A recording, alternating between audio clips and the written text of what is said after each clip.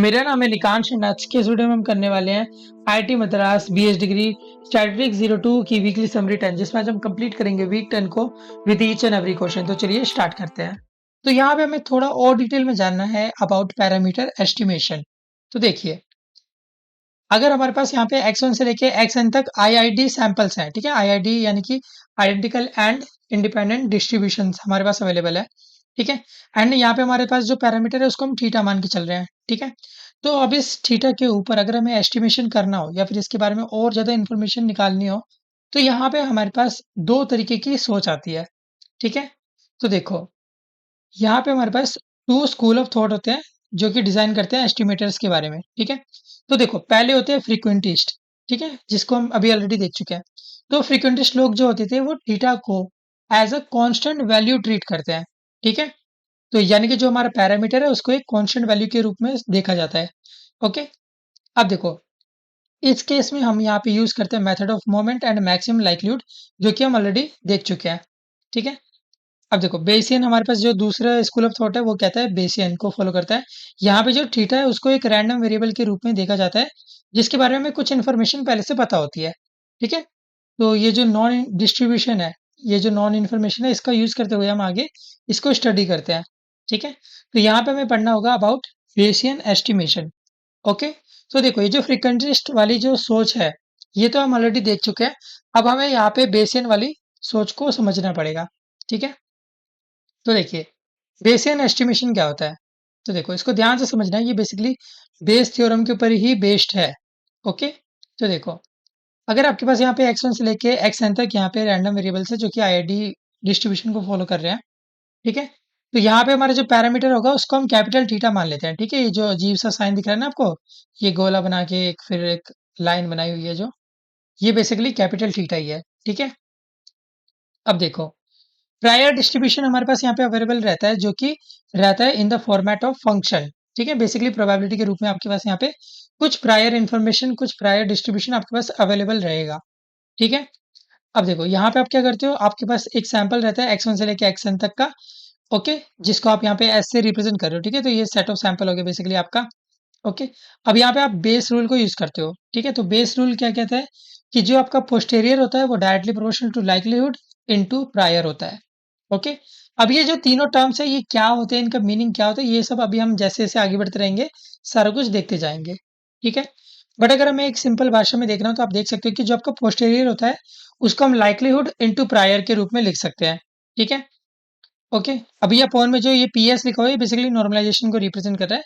अभी ये फॉर्मूला, इस पेज पे ये जो फॉर्मूला वगैरह लिखा हुआ है आपको इसकी बिल्कुल भी टेंशन नहीं लेनी है, ठीक है। ये सारे कंसेप्ट अभी हम आगे और ज्यादा डिटेल में जानेंगे एंड क्वेश्चन सॉल्विंग करेंगे तो और ज्यादा बेटर आपको समझ भी आएगा, ओके। अभी के लिए आपको ध्यान के रखना है कि जो आपका बेसियन एस्टिमेशन है वो बेस थ्योरम के ऊपर बेस्ड होता है एंड यहाँ पे जो बेस रूल होता है उसको यूज करा जाता है जो कि कहता है posterior is directly proportional to likelihood cross prior, okay. चलिए, अब यहाँ पे एक एग्जांपल देख लेते हैं एंड इस एग्जांपल की हेल्प से समझते हैं कि एस्टिमेटर में हम कैसे यहाँ पे अलग-अलग चीजें निकाल सकते हैं एंड देख सकते हैं, ओके। तो देखो, मान लो x1 से लेके xn तक आपका यहाँ पे आईआईडी बर्नौली डिस्ट्रीब्यूशन फॉलो कर रहा है, ठीक है, जहाँ पे आपका सक्सेस रेट जो है वो p के इक्विवेलेंट है, ओके। अब देखो, अच्छा एक्चुअली ये वाला नहीं है, नीचे वाला देखना चाहिए, ठीक है, ऊपर वाले को मैं हटा भी देता हूँ, ओके। इसको ऊपर ले चलते हैं। तो देखिए, यहाँ पे मान लीजिए आपके पास एक p एक रैंडम वेरिएबल है जो कि यूनिफॉर्म डिस्ट्रीब्यूशन को फॉलो करता है एंड यहाँ पे आपके पास दो वैल्यूज है 0.25 एंड 0.75। अब क्योंकि यूनिफॉर्म डिस्ट्रीब्यूशन को फॉलो करता है तो आपको पता है कि जो प्रोबेबिलिटी होगी वो इक्वली बटी होगी दोनों में, यानी कि इसकी प्रोबेबिलिटी भी हाफ होगी, इसकी प्रोबेबिलिटी भी हाफ होगी, राइट, ओके। तो ये प्रोबेबिलिटीज हो गई आपकी, ओके, बहुत सही, ओके। इसको मैं साइड में लिख देता हूँ थोड़ा ताकि आपको ढंग से दिखे, प्रोबेबिलिटीज, ओके। चलिए, अब देखिए यहाँ पे एक एग्जांपल देख लेते हैं। तो मान लो आपके पास सैंपल है 10110, ठीक है, बहुत अच्छे, ये आपका सैंपल हो गया। अब यहाँ पे सिंपली अगर आपको नोटेशन करना होगा सैंपल का तो आपको पता है कि एस इक्वल टू आप इस तरीके से लिख सकते हो, ठीक है, x1 equal to 1, x2 equal to 0, ऐसे जो भी आपके पास यहाँ पे सैंपल स्टेट है आप उसको रिप्रेजेंट कर सकते हो, ठीक है। तो ये लिखने का तरीका हो गया। अब यहाँ पे आप बेस रूल लगा सकते हो, ठीक है। अब ये जो बेस रूल यहाँ पे रेफर करा गया है ये रेफर करा गया है आपके बेस थ्योरम को या फिर बेस जो आपने रूल पढ़ा हुआ है उसको ही, ठीक है। तो अभी हम पोस्टीरियर वगैरह वाली फॉर्मेट में नहीं करेंगे, अभी हम सिंपल फॉर्मेट जो हम पहले से पढ़ते हुए आए हैं, उसको ही देखेंगे, ठीक है? तो देखो, आपको पता है कि जो बेस थ्योरम होती है, जो बेस रूल होता है, वो आपको कंडीशनल प्रोबेबिलिटी की इन्वर्स कंडीशन के बारे में बताता है, ठीक है? तो देखिए, अगर आपको चाहिए कि probability of A given B, तो इसका फॉर्मूला बन जाएगा probability of B given A into P A upon में पी बी, ठीक है? तो ये जनरल फॉर्मूला होता है जो आपको पता होता है, ठीक है? इसका हम यहाँ पे यूज करने वाले हैं, ठीक है? तो ये आपका बेस थ्योरम हो गया सीधे सीधे। ओके, अब देखिए, मैं आपको यहाँ पे एक सिंपल समझाता हूँ अब आगे। तो देखिए, आपको यहाँ पे मान लीजिए probability of P equal to 0.25 given S चाहिए, ठीक है? यहाँ पे जो आपका ए है, वो पहले वाली कंडीशन को फेवर करते हुए निकाला जा रहा है, ठीक है? 0.25 वाला केस उठा रहे हैं। तो इसका फॉर्मूला क्या बनेगा? इक्वल में प्रोबेबिलिटी ऑफ बी गिवन ए, ठीक है? यानी कि यहाँ पे हो जाएगा प्रोबेबिलिटी ऑफ एस, जो नीचे लिखा था उसको हमने ऊपर लिख दिया, given P equal to 0.25 into में प्रोबेबिलिटी ऑफ ए। तो यहाँ पे प्रोबेबिलिटी ऑफ ए क्या है? 0.25 के इक्विवेलेंट वाला, तो यहाँ पे वही लिखा हुआ है, ठीक है? Probability of P equal to 0.25 upon में यहाँ पे पी एस है, ठीक है? जो बाद में लिखा था वही यहाँ पे लिखा हुआ है। ओके, तो ये आपका सिंपल हो गया। आप इसको फॉर्मूला चाहे तो आप खोल सकते हो। ओके, तो जब आप यहाँ पे फॉर्मूला खोलोगे तो 0.25 का क्यूब इंटू 0.575 का स्क्वायर इंटू में 0.5 अपॉन में प्रोबेबिलिटी ऑफ एस आएगा, ठीक है? Equal to 0.25। ओके, तो ये आपको यहाँ पे कुछ वैल्यूज बता दिया गया है। ओके, अब देखो, ये 0.25 का क्यूब आया, कैसे आया ये भी मैं आपको समझा देता हूँ। तो देखो, आपके पास यहाँ पे जो वैल्यूज थी वो क्या थी? 10, ओके, इसको मैं लिख देता हूँ, 10110। ओके, अभी ये वाला जो केस हमने उठाया, यहाँ पे 0.25 वाला केस उठा के चल रहे हैं, ठीक है? तो 0.25 वाले केस में हमें जो प्रायोरिटी देनी है वो 0.25 को देनी है, ठीक है? तो जब भी आपका 1 आएगा, आप 0.25 उसकी वैल्यू को लेते हुए चलोगे, ठीक है? तो यहाँ पे 0.25 हो गया, ये 1 नहीं है, तो इसको हम 0.75 मान लेते हैं, ठीक है? मतलब ऑब्वियसली 1 माइनस वाले फॉर्मेट हो गया। ये आपका 0.25 हो गया, सक्सेस रेट यहाँ पे आपका 0.25 के इक्विवेलेंट है। 0.25 हो गया, ये 0.75 हो गया। ओके, तो इसलिए यहाँ पे आप इन सबको मल्टीप्लाई कर रहे हो, ठीक है? तो जब इनको मल्टीप्लाई करोगे तो 0.25 का क्यूब एंड 0.75 का स्क्वायर आएगा। यही चीज यहाँ पे लिखी हुई है, ठीक है? 0.25 का क्यूब, 0.75 का स्क्वायर। ओके, एंड इनटू में यहाँ पे प्रोबेबिलिटी लिखी गई है, ठीक है? ये जो पी ए है इसकी वैल्यू, ठीक है? तो देखो, ये जो भी हमने मल्टीप्लाई वगैरह करा है, ये आपका प्रोबेबिलिटी ऑफ बी गिवन ए आ गया। अब पी ए यानी कि 0.25 की प्रोबेबिलिटी कितनी है? हाफ, ये आपको पता ही है। तो इसलिए हमने यहाँ पे सिर्फ सीधे सीधे 0.5 के साथ इसको मल्टीप्लाई करके दिखाया हुआ है। डिवाइड में आपके पास यहाँ पे पी एस है, ठीक है? पी एस यानी कि रेफर कर रहा है बेसिकली आपका यहाँ पे जो गिवन कंडीशन थी वो उसको, ठीक है?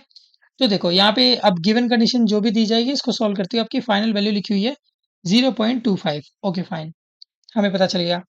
अब सेम काम आप कर सकते हो 0.75 वाले केस में। ओके, तो 0.75 वाले केस में भी आप सेम काम करोगे। तो यहाँ पे सब कुछ करते हुए आपके पास वैल्यू आएगी, देखो ये 0.25 का स्क्वायर, 0.75 का स्क्वायर इंटू में 0.5। ओके, अब देखो, अब आपको सीधे सीधे दिख रहा होगा कि यहाँ पे जो वैल्यू आ रही है, ठीक है? जो यहाँ पे आपकी वैल्यू आने वाली है, अच्छा, ये तो पी एस की वैल्यू लिखी हुई है, ठीक है? ये पी एस की वैल्यू है डायरेक्ट। मैं 0.7, हाँ ये रही, देखो 0.75 आपकी वैल्यू है। Probability of P equal to 0.75 given S की, ठीक है?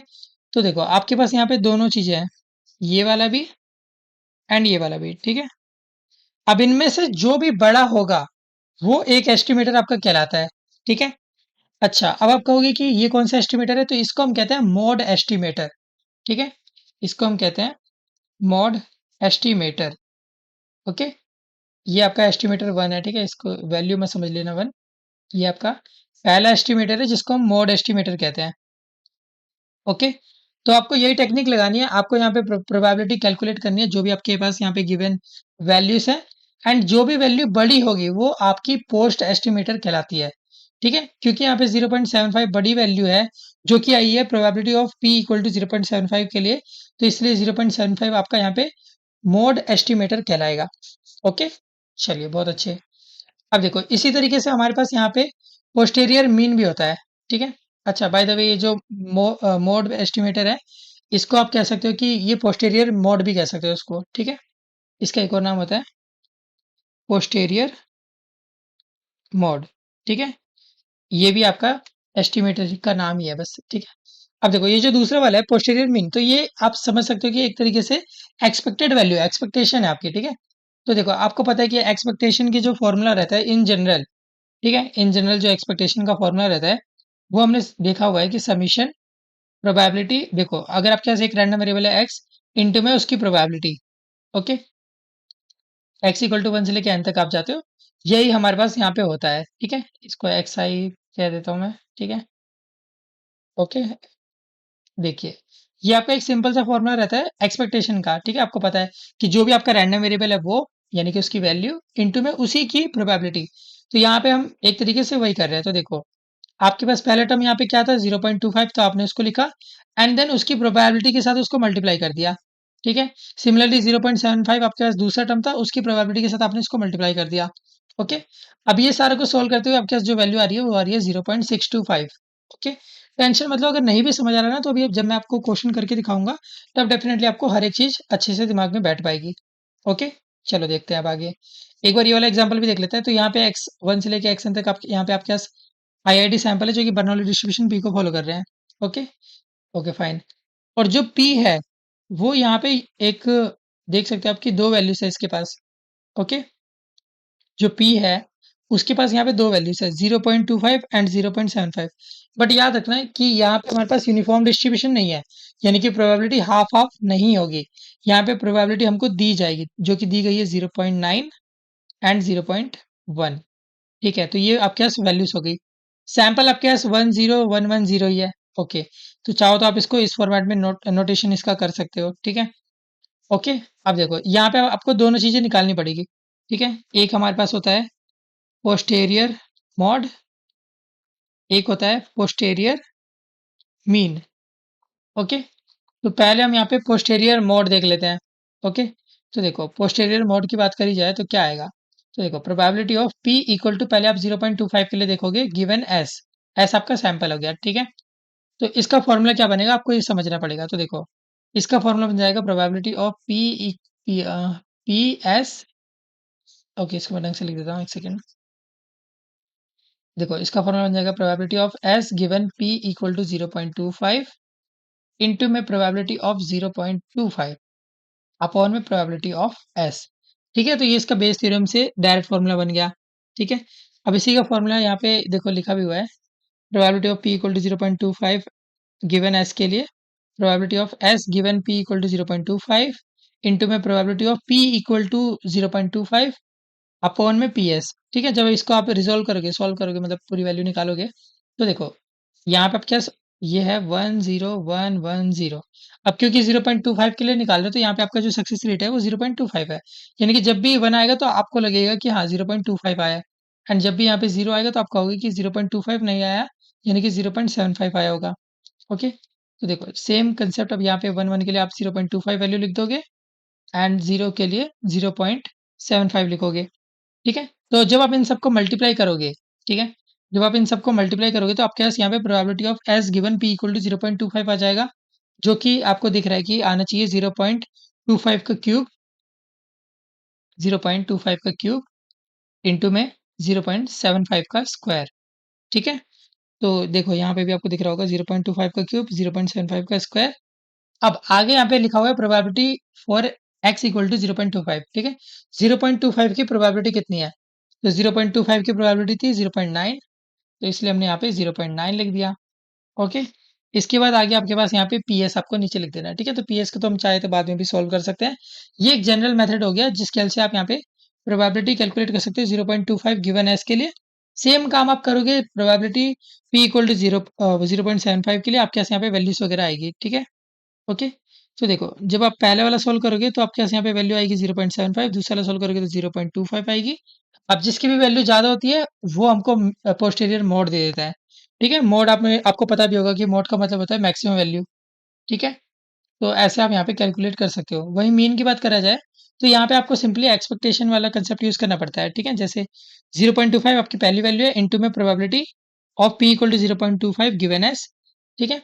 अब दूसरी वैल्यू 0.75 इंटू में उसकी प्रोबेबिलिटी, सॉल्व करोगे तो 0.375 आपके पास फाइनल वैल्यू आएगी, ठीक है। तो आई होप आपको ये एग्जांपल समझ आया होगा, ठीक है। आराम से समझो, एकदम से नहीं आएगा दिमाग में, बट धीरे धीरे सारी चीजें ग्रैब करो ऑटोमेटिकली सब कुछ आपको समझ आने लगेगा। ओके, चलिए अब क्वेश्चन पे आते हैं, सो दैट हम और बेहतर तरीके से चीज़ों को समझ सकें। ठीक है, तो देखो यहाँ पे हमारे पास 5 IID सैंपल है जो कि है 11010। बर्नौली डिस्ट्रीब्यूशन यहाँ पे फॉलो करा जा रहा है। ओके, फॉर पी, और पी क्या है, अपने आप में यूनिफॉर्म डिस्ट्रीब्यूशन है 0.3 0.7।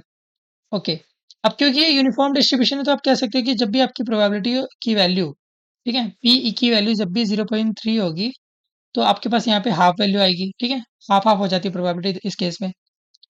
ओके, और जब आपकी प्रोबेबिलिटी पी इक्वल टू 0.7 होगी तो इसकी वैल्यू हो जाएगी अगेन हाफ। ठीक है, दोनों हाफ हाफ है। अब पहले हमको पोस्टेरियर मोड निकालना है पी का। ओके, पोस्टेरियर मोड निकालना है, तो देखो probability of P equal to 0.3 given S, पहले आप इसको चेक करोगे। ठीक है, तो देखो इसका फॉर्मूला क्या हो जाएगा, probability of S given P equal to 0.3, probability of P equal to 0.3। Okay, upon में प्रोबेबिलिटी ऑफ एस। ठीक है, चलो अब इसकी वैल्यू निकालते हैं। तो देखो probability of S given P equal to 0.3 निकालना है, तो इसका मतलब आपके पास यहाँ पे जब भी वन आएगा तो आप उसको इक्विवेलेंट मानोगे 0.3 के। ठीक है, जैसे आपके पास यहाँ पे 1 1 0 1 0 दिया गया है, तो जितनी बार भी आपके पास यहाँ पे वन आया आप उसकी जगह 0.3 यूज करोगे। ठीक है, 0.3 0.3। अब यहाँ पे वन नहीं आया तो ये आपका 0.7 हो जाएगा। वन आया तो 0.3, 0 आया तो 0.7। अब आप इन सबको मल्टीप्लाई करोगे। ठीक है, तो जब भी आप इन सबको मल्टीप्लाई करोगे तो आपके पास यहाँ पे 0.3 का क्यूब मिलेगा एंड 0.7 का स्क्वायर मिलेगा। ओके, अब आगे लिखा हुआ है probability of p equal to 0.3। तो जब आपका प्रोबेबिलिटी p इक्वल टू 0.3 है तो उसकी वैल्यू हाफ है, तो आप यहाँ पे हाफ यानी कि 0.5 से मल्टीप्लाई कर दोगे अपॉन में प्रोबेबिलिटी ऑफ s। ठीक है, चलो ये पहला वाला हो गया। अब दूसरे वाला कैलकुलेट करते हैं, probability of p equal to 0.7 given s। तो देखो probability of s given p equal to 0.7, probability of p equal to 0.7 upon में प्रोबेबिलिटी ऑफ s। ठीक है, अब देखो अब इस वाले केस में आपके पास जब भी वन आएगा उसकी वैल्यू 0.7 होगी। ठीक है, तो 1 1 0 1 0, इस बार आपकी सारा गेम पलट जाएगा। इसकी वैल्यू 0.7 0.7 0.3 0.7 0.3। तो अगेन यहाँ पे आप मल्टीप्लाई वगैरह करोगे तो 0.7 का क्यूब, 0.3 का स्क्वायर, और प्रोबेबिलिटी ऑफ 0.7 ये आपके पास कितनी है, हाफ है, तो 0.5 ही हो जाएगा। ओके, अपॉन में प्रोबेबिलिटी ऑफ एस। ठीक है, अब देखो सबसे अच्छा तरीका मैं आपको बताता हूँ कैलकुलेट करने का। आप ऐसे लिख लिया करो, आपको पीएस कैलकुलेट करने की जरूरत नहीं पड़ेगी। ठीक है, आप इसको इक्वेशन 1 मानो, आप इसको इक्वेशन 2 मानो। ठीक है, अब इन दोनों इक्वेशन को आपस में डिवाइड कर दो। ठीक है, इक्वेशन 1 डिवाइड इक्वेशन 2। तो देखो आपके पास बनेगा क्या यहाँ पे, probability of p equal to 0.3 given S upon probability of p equal to 0.7 given S. ठीक है, तो ऊपर वाले की वैल्यू थी 0.3 का क्यूब, 0.7 का स्क्वायर, 0.5 अपॉन में प्रोबेबिलिटी ऑफ s, और नीचे था 0.7 का क्यूब, 0.3 का square, 0.5 given probability of s। ठीक है, तो जब आप इसको डिवाइड करोगे तो ये दोनों तो डायरेक्ट कट जाएंगे, ये दोनों भी डायरेक्ट कट जाएंगे, एंड यहाँ पे भी आप कटिंग कर सकते हो। ठीक है, तो आपके पास यहाँ पे ओवरऑल बचेगा क्या, ऊपर बचेगा 0.3, नीचे बचेगा 0.7। तो ये वैल्यू आपके पास यहाँ पे आ जाएगी 0.42। अब देखो अगर इनके रेशियो की वैल्यू, ठीक है, ये 1 से छोटी आई है तो इसका मतलब है कि आपका यहाँ पे जो डिनोमिनेटर होगा वो हमेशा बड़ा होगा न्यूमरेटर से, राइट। फैक्चुअल बात है। देखो इवन आप कोई भी फ्रैक्शन लिख के देख लो, जैसे ये 12/24 है। ठीक है, आपको पता है इसको कट करोगे तो हाफ वैल्यू आएगी। ठीक है, 0.5 आती है। ओके, तो देखो आपको दिख रहा है कि यहाँ पे जब हमारा डिनोमिनेटर बड़ा है तो ये वैल्यू 0.5 आ रही है यानी कि 1 से छोटी। वहीं अगर 24/12 करेंगे जहाँ पे न्यूमरेटर बड़ा है तो इस केस में आपकी वैल्यू 1 से बड़ी आएगी यानी कि 2 आएगी। ओके, तो ये आपको याद रखना है कि जब भी आपके रेशियो की वैल्यू 1 से छोटी आएगी तो डिनोमिनेटर बड़ा होगा, यानी कि आपका यहाँ पे probability of p equal to 0.7 given S, ये बड़ा होगा probability of p equal to 0.3 given S से। ओके, तो इसका मतलब है कि यहाँ पे आपका जो पोस्टेरियर मोड हो गया वो हो जाएगा 0.7। ओके, तो यानी कि इसका आंसर हो जाएगा 0.7। सेकंड देखते हैं, find the posterior mean of P. अब यहाँ पे आपको पोस्टीरियर मीन निकालना है, ठीक है। तो देखो पोस्टीरियर मीन, अब इसको एक बार देख लेते हैं, ठीक है। तो आपको पता है कि पोस्टीरियर मीन का मीनिंग हो जाता है एक्सपेक्टेड वैल्यू एक तरीके से, ठीक है। तो देखो इसको निकालेंगे कैसे, तो इसको निकालने के लिए पहली बात तो इसको पी कैप से रिप्रेजेंट करेंगे, ठीक है। तो देखो आपके पास यहाँ पे जो दो वैल्यूज गिवन रहती है, ठीक है, मतलब दो या उससे ज्यादा भी हो सकती है, यहाँ पे तो दो गिवन है, 0.3 एंड 0.7, आप इसको यूज करोगे, ठीक है। तो देखो 0.3 इंटू में probability of p equal to 0.3 given s, okay, plus दूसरी वैल्यू यानी कि 0.7 इंटू में probability of p equal to 0.7 given s, okay. इसको आपको सॉल्व करना है, ठीक है। तो देखो 0.3, ओके, एंड यहाँ पे आपके पास हो जाएगा ये, अभी आपने देखा था कि अच्छा हाँ, एक चीज और, यहाँ पे डिवाइड में आपको पी एस भी करना पड़ेगा, ठीक है। डिवाइड में यहाँ पे पी एस भी लिखना पड़ेगा, ओके। चलिए यहाँ पे पी एस लिख लेते हैं, ओके फाइन। तो देखो जब ये जो ऊपर वाली वैल्यू है, तो ये तो अभी आपने कैलकुलेट करी थी यहाँ पे पीछे, है ना। तो इसके जरिए हम लिख सकते हैं कि 0.3 का आपके पास क्यूब, 0.7 का स्क्वायर इंटू में 0.5, ओके, पॉन में पी एस प्लस 0.7, 0.7 का क्यूब, 0.3 का स्क्वायर इंटू में 0.5 अपॉन में पी एस, ओके। अब ये जो पी एस लिखा हुआ है, पहले इसको भी एक बार कैलकुलेट कर लेते हैं, तो पी एस कितना आएगा। तो पी एस का मीनिंग क्या रहता है, ठीक है। तो देखो पी एस एक बार पहले कैलकुलेट कर लेते हैं। तो पी एस का मतलब हो गया कि सैंपल की प्रोबेबिलिटी क्या है, ठीक है। तो यहाँ पे आपके पास जो सैंपल है उनकी प्रोबेबिलिटीज चल रही है जी, देखो ये जो दो सैंपल की वैल्यू है, ठीक है। प्रोबेबिलिटी की बात करते हैं, हाफ और हाफ वैल्यू थी, ठीक है। तो देखो ये हो जाएगा हाफ इंटू में 0.3 का क्यूब, 0.7 का स्क्वायर, ठीक है। तो देखो सेम काम कर रहे हैं, इस बार प्रोबेबिलिटीज का यूज कर रहे हैं, ठीक है।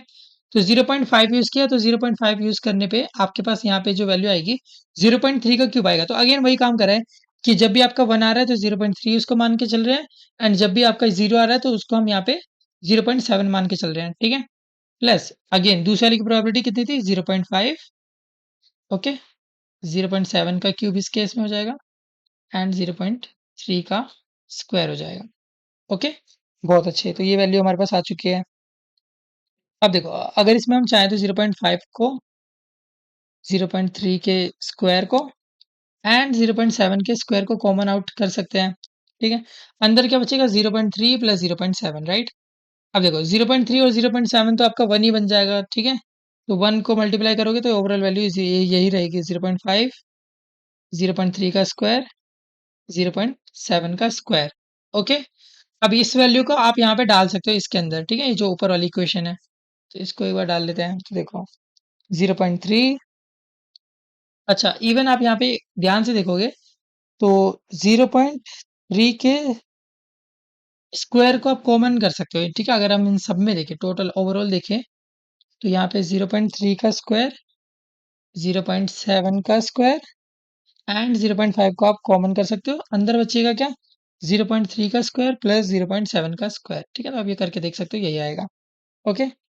एंड नीचे आप यहाँ पे पी एस जो लिखा हुआ था उसकी जगह लिख सकते हो 0.3 का स्क्वायर, जैसे अभी हमने कैलकुलेट करा था, 0.7 का स्क्वायर एंड 0.5, ओके। तो आपको दिख रहा है कि ये तो सेम ही आ गए, तो इनको तो हम डायरेक्ट कट ही कर सकते हैं, ओके। तो बच क्या रहा है, 0.3 का स्क्वायर प्लस 0.7 का स्क्वायर, 0.3 का स्क्वायर हो जाएगा 0.09 प्लस 0.9 का स्क्वायर हो जाएगा 0.49, ओके। आप इनको ऐड करोगे तो 0.58 आएगा, जो कि आपका फाइनल आंसर होने वाला है, ठीक है। तो ये आपकी वैल्यू आएगी आपके पोस्टीरियर मीन के लिए, ठीक है। चलिए आगे बढ़ते हैं।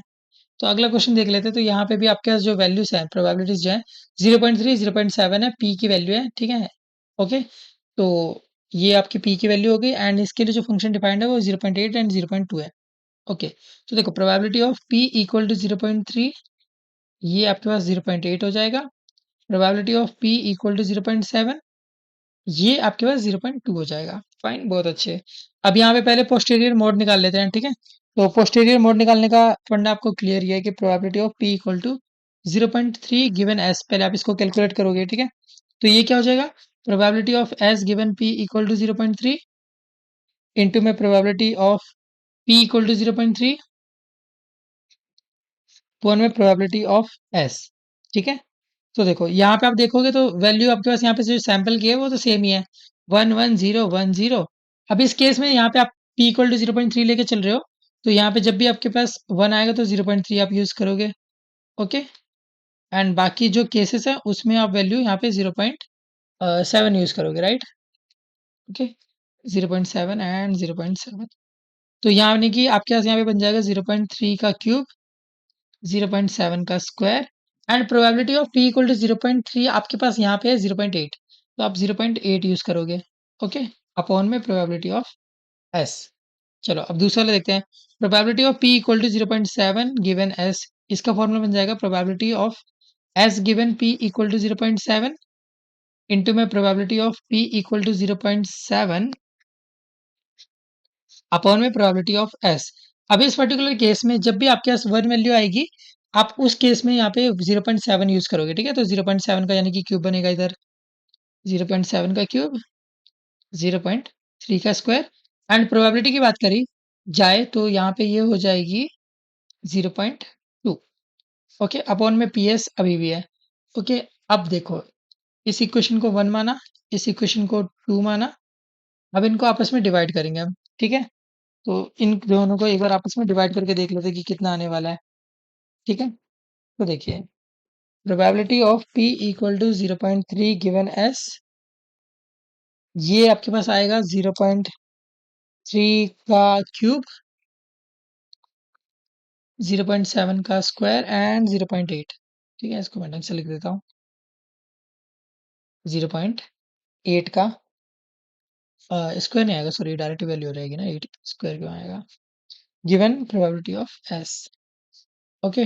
डिवीजन में probability of p equal to 0.7 given s, okay? इसको भी लिख लेते हैं। तो 0.7 का क्यूब, 0.3 का स्क्वायर, 0.2 गिवन PS। तो देखो, PS से PS तो डायरेक्ट ही कट गया, ठीक है? 0.7 के क्यूब से 0.7 का स्क्वायर कटेगा, 0.3 के स्क्वायर से 0.3 का क्यूब कटेगा, 0.3 ऊपर बच रहा है, इसको भी आप कट करोगे तो ऊपर बचेगा 0.4 अपॉन में 0.7, तो ये हो जाएगा आपके पास 12/7 आने वाला है, ठीक है? ओके, तो ये आपके पास एक फाइनल वैल्यू आएगी, ओके? अच्छा, इधर 0.4 नहीं 4 होगा ना, ठीक है? हाँ, आप सही है, ठीक है? डेसिमल से डेसिमल कटेगा, 4 3 12 एंड नीचे 7 है, ओके? अब ये जो वैल्यू आ रही है ये आपकी 1.7 आ रही है, यानी कि 1 से बड़ी वैल्यू है। अगर ये 1 से बड़ी वैल्यू है तो इसका मतलब जो आपका न्यूमरेटर है वो बड़ा है डिनोमिनेटर से, राइट? अगर न्यूमरेटर आपका बड़ा है तो वही आपका यहाँ पे देगा आपको posterior mean, sorry posterior mod, ठीक है? तो देखो मैं एक बार लिख देता हूँ, 0.7 गिवन एस। अब क्योंकि ये बड़ा है तो इसलिए यही आपका पोस्टीरियर मॉड हो जाएगा, यानी कि 0.3 आपका पोस्टीरियर मॉड है। चलिए, बहुत अच्छे। अब पोस्टीरियर मीन की बात कर लेते हैं, ठीक है? तो इसको एक बार देख लेते हैं, आपका लास्ट क्वेश्चन भी होने वाला है, ठीक है? तो इसको एक बार देख लेते हैं पोस्टीरियर मोड को, तो PS पहले एक बार देख लेते हैं, ठीक है? क्योंकि जरूरत तो पड़ेगी निकालने की, ठीक है? तो PS का कितना हो जाएगा? तो यहाँ पे आपको प्रोबेबिलिटी के टर्म में करना है सब कुछ, ठीक है? सैंपल की प्रोबेबिलिटी कितनी है? तो 0 पॉइंट, यहाँ पे आपके पास दो ही वैल्यू है, 0.8 एंड 0.2, तो इसको देख लेते हैं। देखो 0.8 जब हम यूज कर रहे हैं तो यहाँ पे 0.3 का क्यूब, 0.7 का स्क्वायर आ रहा है, प्लस जब हम 0.2 यूज कर रहे हैं तो 0.7 का स्क्वायर एंड 0.3 का क्यूब आ रहा है, ठीक है? ओके, तो देखो इसको सॉल्व कर लेते हैं। तो देखो 0.7 को आप कॉमन निकालोगे, इसके स्क्वायर को एक्चुअली, एंड 0.3 का स्क्वायर भी हम कॉमन निकाल सकते हैं, तो अंदर बचेगा 0.8 इंटू में 0.3 प्लस 0.2, ओके? ये 0 है, 0.7, राइट? तो ऐसे हम यहाँ पे कॉमन निकाल सकते हैं, ठीक है? ओके, इसको एक बार मैं देख लेता हूँ, करेक्ट है, हाँ। ओके। अच्छा, ये एक मैंने एरर कर दिया यहाँ पे, मुझे 0.7 का क्यूब एंड 0.3 का स्क्वायर होना चाहिए। अब सही है। चलिए, अब देखो, तो यहाँ पे ये बन जाएगा 0.7 का स्क्वायर, 0.3 का स्क्वायर एंड अंदर ये वैल्यू बन जाएगी 0.38, ठीक है? क्यों? क्योंकि देखो, इधर 0.24 आएगा, इधर 0.14 आएगा, दोनों को ऐड करोगे तो 0.38 आएगा, राइट? ओके। अब पी कैप की बात कर लेते हैं, जो कि आपका पोस्टीरियर मीन होने वाला है, ठीक है? तो देखो, यहाँ पे आपके पास दो वैल्यूज हैं, आपको वही दो वैल्यूज यूज करनी है, ठीक है? तो ये दो वैल्यूज कौन कौन से, 0.3 एंड 0.7। तो देखो, 0.3 इंटू में probability of p equal to 0.3 given S, okay, plus 0.7 into में probability of p equal to 0.7 given S, ठीक है? तो 0.3, 0.3 का क्यूब, 0.7 का स्क्वायर, 0.8 अपॉन में PS, ठीक है? ओके, तो ये वैल्यू थी हमारे पास, ठीक है? अच्छा, मैंने शायद एक एरर करा है यहाँ पे, पीछे मेरे को PS अलग से नहीं लिखना चाहिए था, ठीक है? ये तो डायरेक्ट इसी का फॉर्मूला ही होता है ना, तो इसमें मेरे को शामिल नहीं करना चाहिए था ये। ओके, अब सही है, ठीक है? चलिए, तो देखो, प्लस 0.7, 0.7 का क्यूब, 0.3 का स्क्वायर एंड यहाँ पे आपकी प्रोबेबिलिटी थी 0.2, ठीक है? 0.7 आने की प्रोबेबिलिटी थी 0.2, तो हमने ऐसे लिख दिया, नीचे आपका PS है। ओके, बहुत अच्छे। अब देखो, अब हम अगर यहाँ पे मल्टीप्लिकेशन करें तो क्या आएगा, 0.3 की पावर 4, 0.7 का स्क्वायर, 0.8 प्लस 0.7 की पावर 4, 0.3 का स्क्वायर, 0.2 अपॉन में PS, और PS की वैल्यू थी 0.7 का स्क्वायर, 0.3 का स्क्वायर, 0.38, ठीक है? तो ये आपके पास वैल्यूज आ चुकी हैं। अब देखो, आगे देखते हैं, 0.3 का स्क्वायर, 0.7 का स्क्वायर, 0.3 का स्क्वायर, 0.8 प्लस 0.7 का स्क्वायर, ठीक है? कॉमन आउट कर लिया हमने, 0.2, नीचे आपके पास यहाँ पे वैल्यू थी 0.7 का स्क्वायर, 0.3 का स्क्वायर, 0.38, ठीक है? तो यही वैल्यू आ रही है। अब यहाँ पे हम चाहे तो कटिंग कर सकते हैं, 0.7 के स्क्वायर से 0.7 का स्क्वायर गया, 0.3 के स्क्वायर से 0.3 का स्क्वायर गया, ठीक है? तो ऊपर क्या बच रहा है, 0.072 प्लस 0.098, ठीक है? अपॉन में 0.38 आपके पास था ही। तो ये देखो, ये बन जाएगा 0.17 अपॉन में 0.38, तो ये वैल्यू लगभग आपकी आएगी 0.44 की इक्विवेलेंट एंड यही आपका फाइनल आंसर भी होगा, ठीक है? तो इस तरीके से आप इस क्वेश्चन को सॉल्व कर सकते थे, ठीक है? आई नो स्टार्टिंग में थोड़ी सी प्रॉब्लम आएगी, क्योंकि थोड़ा सा नया कंसेप्ट है आपके लिए एंड कहीं ना कहीं यहाँ पे आपको अडेप्टेशन भी करना पड़ेगा फ्रॉम योर प्रोबेबिलिटी। तो प्रोबेबिलिटी आपको कहीं ना कहीं इसके लिए अच्छे से आनी चाहिए, अगर नहीं आती है तो उस पर थोड़ा सा वर्क करो, ठीक है? आप डेफिनेटली इन सारे क्वेश्चंस को कर पाओगे, ठीक है? तो यहाँ पे हमें पढ़ना है अबाउट सिलेक्शन ऑफ प्रायर। तो प्रायर आपको पता है कि एक ऐसी इंफॉर्मेशन को कहते हैं जो कि हमको पहले से बता दी जाती है फॉर आर डिस्ट्रीब्यूशन, ठीक है? तो देखिए, अब हम ये जाने कि कैसे हम किस तरीके के प्रायर को सिलेक्ट कर सकते हैं फॉर आर डेटा, ठीक है? तो देखो, एज पर आर सिलेबस हमारे पास यहाँ पे 3 टाइप के प्रायर होते हैं। पहला प्रायर होता है फ्लैट, या फिर इसको अनइन्फॉर्मेटिव प्रायर भी कहते हैं, ठीक है? अब नाम से ही आपको पता चल रहा होगा कि ये फ्लैट होता है ओवर अ पर्टिकुलर इंटरवल, ठीक है? तो देखिए, nearly flat over the interval in which the parameter takes the value.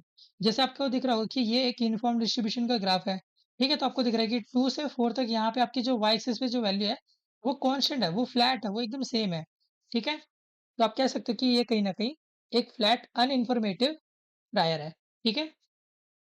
अब देखिए, this usually reduces to something close to maximum likelihood, ठीक है? इसके जरिए हम यहाँ पे कुछ ऐसी वैल्यू को रिड्यूस करते हैं, ऐसी वैल्यू तक हम पहुंच पाते हैं जो कि काफी ज्यादा क्लोज होती है टू द मैक्सिमम लाइक्लीहुड, ठीक है?